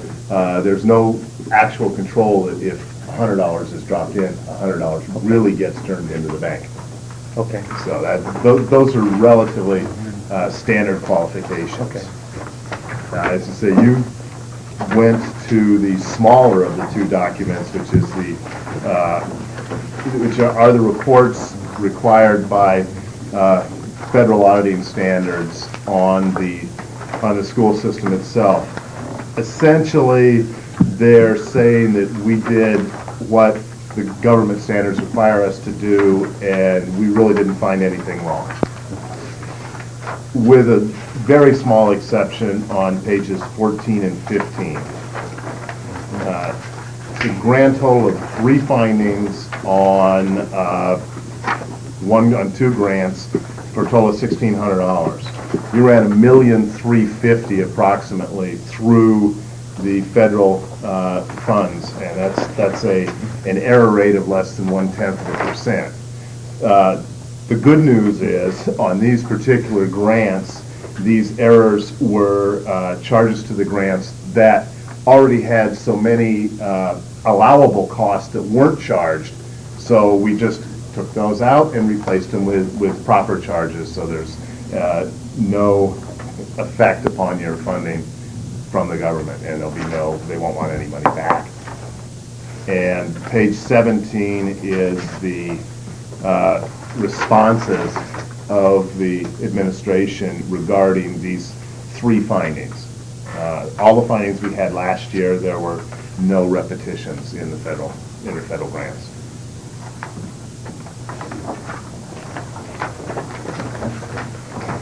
Yes, it is. The last document is the smallest, which is the management letter. These are just findings that we had with the systems in place and items we noted that we think could be tightened up a little to increase the effectiveness of your internal control system. As we've done in the past couple of years, we tell you what we found, and then we give the business office and management's response and how they're going to address it. Can I ask a question about the Perkins? Yep. The management's response was, we will make all scholarship committees aware of the available funds before they award the student scholarships. So in other words, that has not been the case up to this point? They just award the scholarships, have no idea whether they're...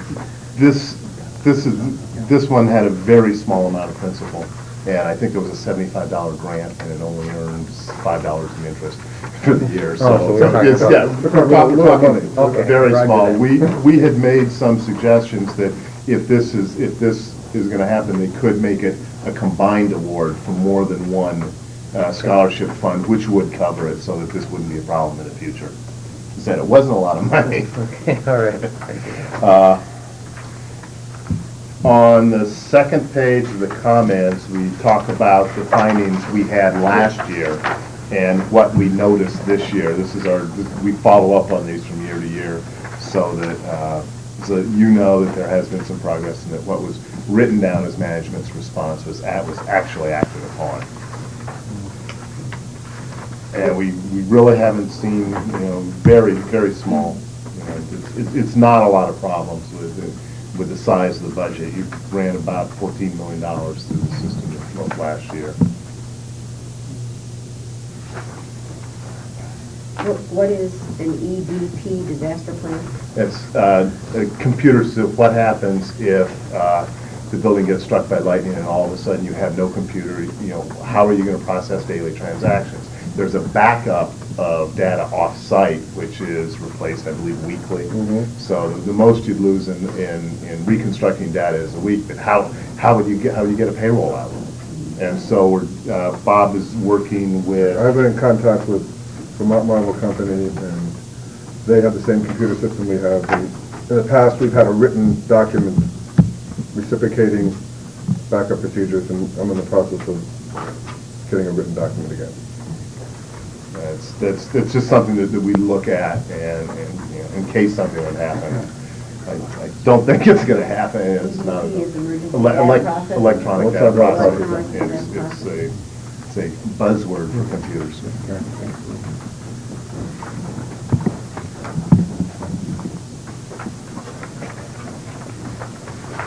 If there are any other questions, I'd be happy to answer them. Well, thank you. It's been a pleasure working with the school system this year. And we'll see you later. Thank you. Thank you. I think we should compliment the business manager for an excellent audit. Very good, Art. There you go. Really, good job. Thank you. The second item on the agenda tonight is the October financial statements. Again, I've included in your packet a short memo and the actual financial pages. October is typically a very tight month in terms of cash flow.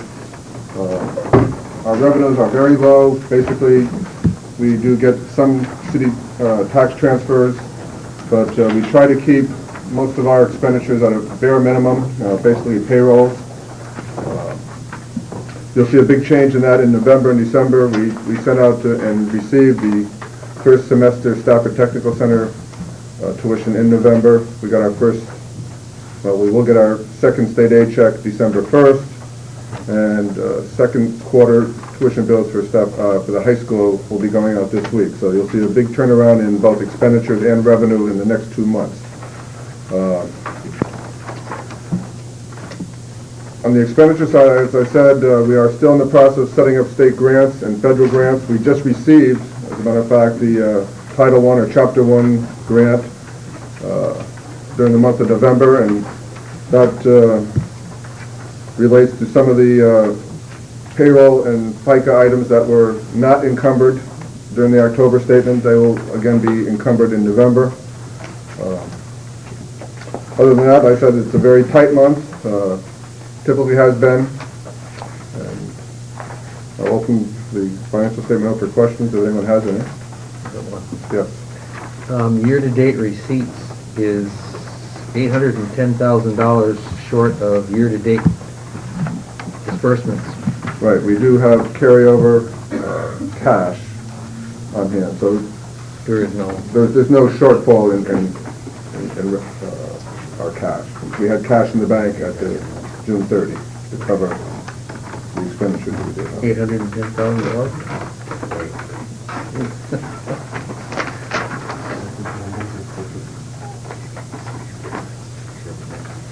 Other questions?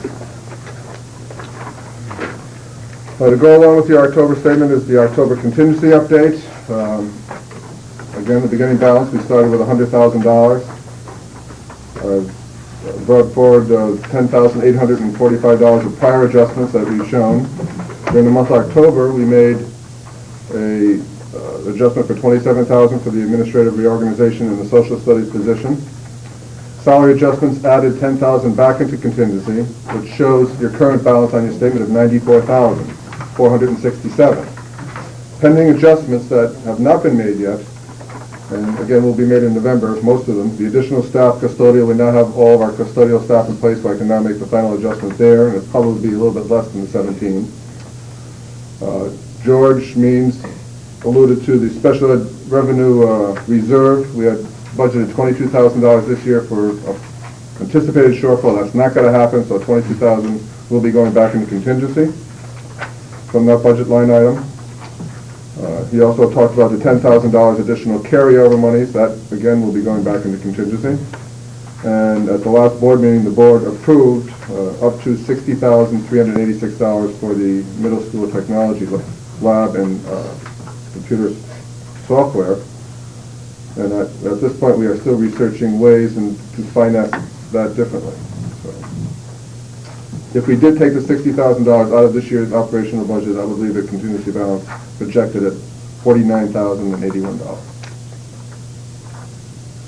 Questions?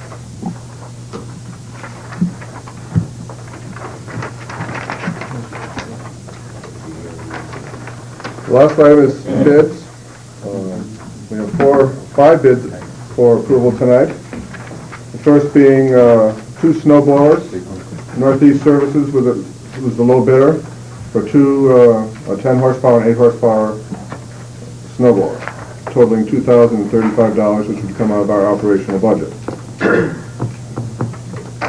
Number two item, number two fuel oil. We have bid this in conjunction with City Hall.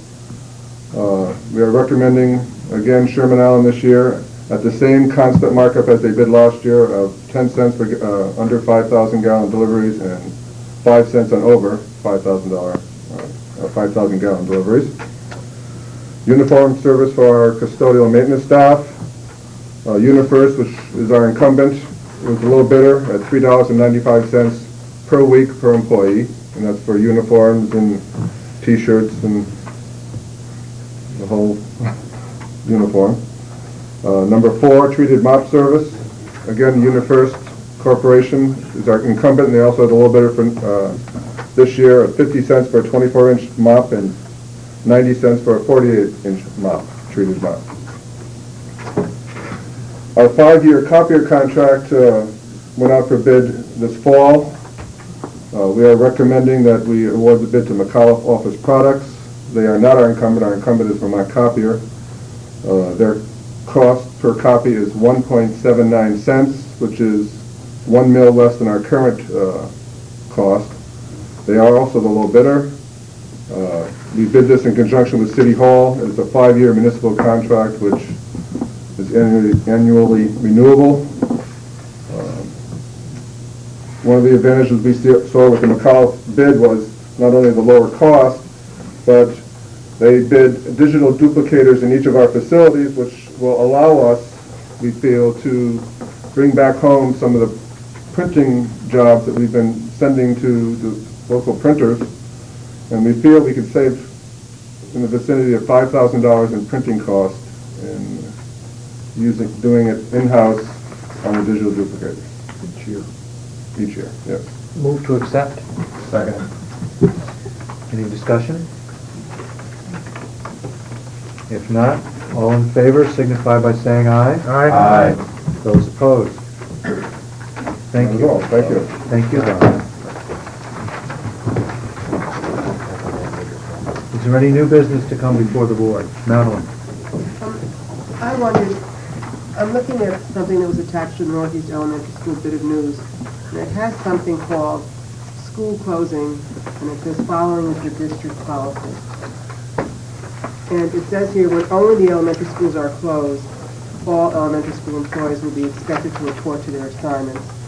And I wondered if we might want to look at that, because it doesn't really seem to me the best use of a teacher to have them come in and do busy work when kids are not there. It's better if you determine you need to make up that day to have teachers and students together. And the other thing is, it doesn't seem to me if the schools are closed because of weather-related problems or no heat problems or something like that, that teachers shouldn't be put in jeopardy either. It only affects elementary school teachers. And so if in fact this is the district policy, I wonder if maybe we didn't want to look at that. It's not policy in terms of official school board policy, which appears in your red notebook at all. That's why I couldn't find it. It's an administration policy and how to operate the school district in case of inclement or bad weather. So that's a distinction we have to make between the word policy. That was there when I took over this job. We haven't used that since I've been in place here. But I believe it's there because we do have a union contract and we have to deal with all employees in that union in an equal way. And I think that we would probably have to do something like that says, Madeline. I just haven't had to deal with the issue though, because when we've closed schools, we've closed them to all students. Well, it just doesn't make sense to me that you could have some teachers working more days than others. So I just wondered if we haven't had to use it, maybe if this is an administrative policy. It says it's school district policy, so it's district policy, that's why I looked in the red book. So It's administrative policy, and it's something that we could change for next year. Why would that have been in place like that? Because we don't have sending students in the elementary school, whereas in the high school we did? Well, there might have been a judgment made at one time years ago that it was bad enough snowfall to maybe close the elementary schools possibly, yet not bad enough to keep the high school students from attending. It's the only thing I can believe, as I've read through that. But we've never used it. My feeling is that we just close schools for everyone. If the weather's bad, it's bad for everybody. But if it was a maintenance problem or a mechanical problem. Well, that would be an emergency type problem, and we would deal with that in an entirely different kind of way. I mean, that could happen at the high school as far as that goes. You can't really draw up closing policies to handle every conceivable event. We just get on the telephones or the radio and make appropriate announcements. In fact, as we have done once 2 years ago during a real tough winter when we brought kids into school and decided, contrary to my usual judgment, to start sending them home in the morning, which we did over the airways and the telephones. all right, so are you going to look at it? Is that the summation of it? I will mark that administrative procedure, and so that we take a look at it next year before it's reissued, or the appropriate authorities do next year before it's reissued. That would be done in 96, 97. Yes. Is there any other new business to come before the board? Is there any old business to come before the board? Policy, Cheryl? We have 3 policies that are being presented tonight for their first readings. The policy committee met last week, November 21st, and we discussed policy number 7611, which should be titled on your yellow draft, prescription medication. That was one of the changes that the committee had decided last week. In addition to student? Instead of student medication. It currently, in the current policy manual, is referred to as prescription medication. At a previous meeting that the committee had, we had decided to change it, but after receiving testimony from the nurses, then we decided to bring it back to just exclusively prescription medication. So we removed any language that dealt with non-prescription medication. We also changed some language where we had inserted health office. We changed to read health services office, and I think that was a change made in 2 spots. We deleted a line or a paragraph which also referred to prescription medication in the last draft which we had received. And we added some additional language on the last paragraph of 7611, which included without signed or verbal permission from the parent, guardian, and physician. So what you have in front of you for this policy is the committee's unanimous recommendation, and I would move that the board accept this as a first reading. Is there a second? Second. Any discussion of the motion? I think the word is submission, not submittal. Right. Where are you? 1A.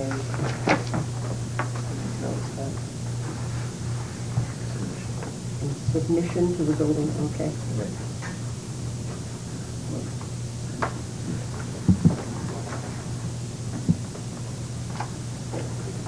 In your last summary paragraph, are you talking about any kind of medication, prescription or non-prescription?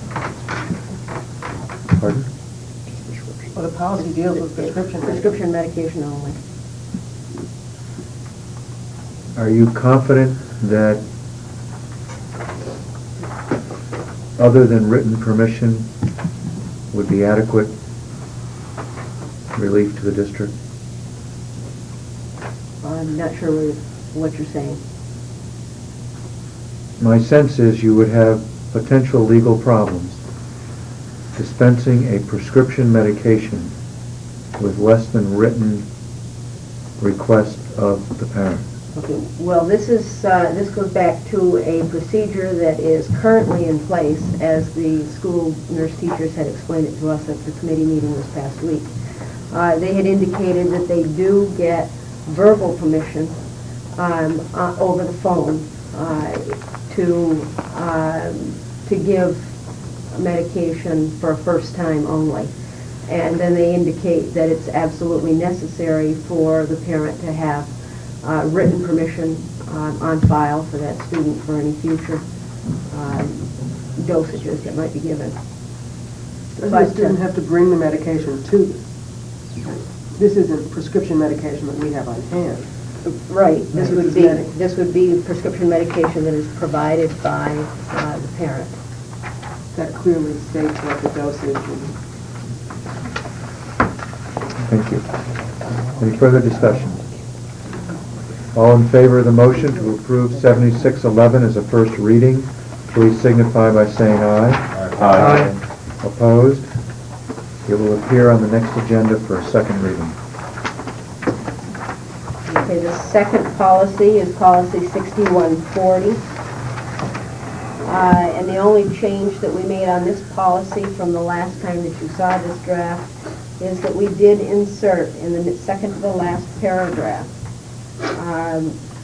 after any employee involved in a second offense, we added, or who has not satisfactorily completed the rehabilitation program will be subject to disciplinary action. We felt that paragraph needed a little bit of cleaning up, and that clarified what we were after better. So I would request that the board accept 6140 as the first reading. So moved. Second. Questions, comments? If not, all in favor of 6140 as a first reading, signify by saying aye. Aye. Those opposed? Again, this will appear on the next agenda for a second reading. Employee Assistance Program, policy number 6180, has an additional sentence added to the second paragraph, which is, such assistance will be provided solely through the district's health insurance program provided to each employee. And this was a recommendation made by the superintendent because the feeling was is that the policy had prescribed an assistance program that was open-ended in terms of who provided the financial support for it. So that sentence was added to clear up that issue. And I would move that the board accept 6180 as a first reading. Second. Any discussion of this motion? You're saying that the cost of this is borne by the insurer, not by us in any way. That's right. That's what It's taken care of by their health plan. and then anything over and above that, they have to take care of themselves. Does it say that? That's what it's done.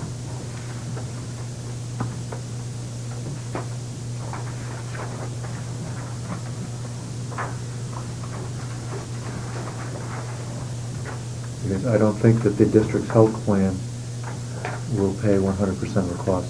That's correct. Also, some employees have opted out of the district program. It might want to be worded that costs will be borne by the employee's medical insurance plan and their personal, just thoughts. It might clarify it a little That's a better. very appropriate thought. Yes, so if we were to add, such assistance will be provided. Isn't that what you have in the That's what it says. last sentence in paragraph 2? Program.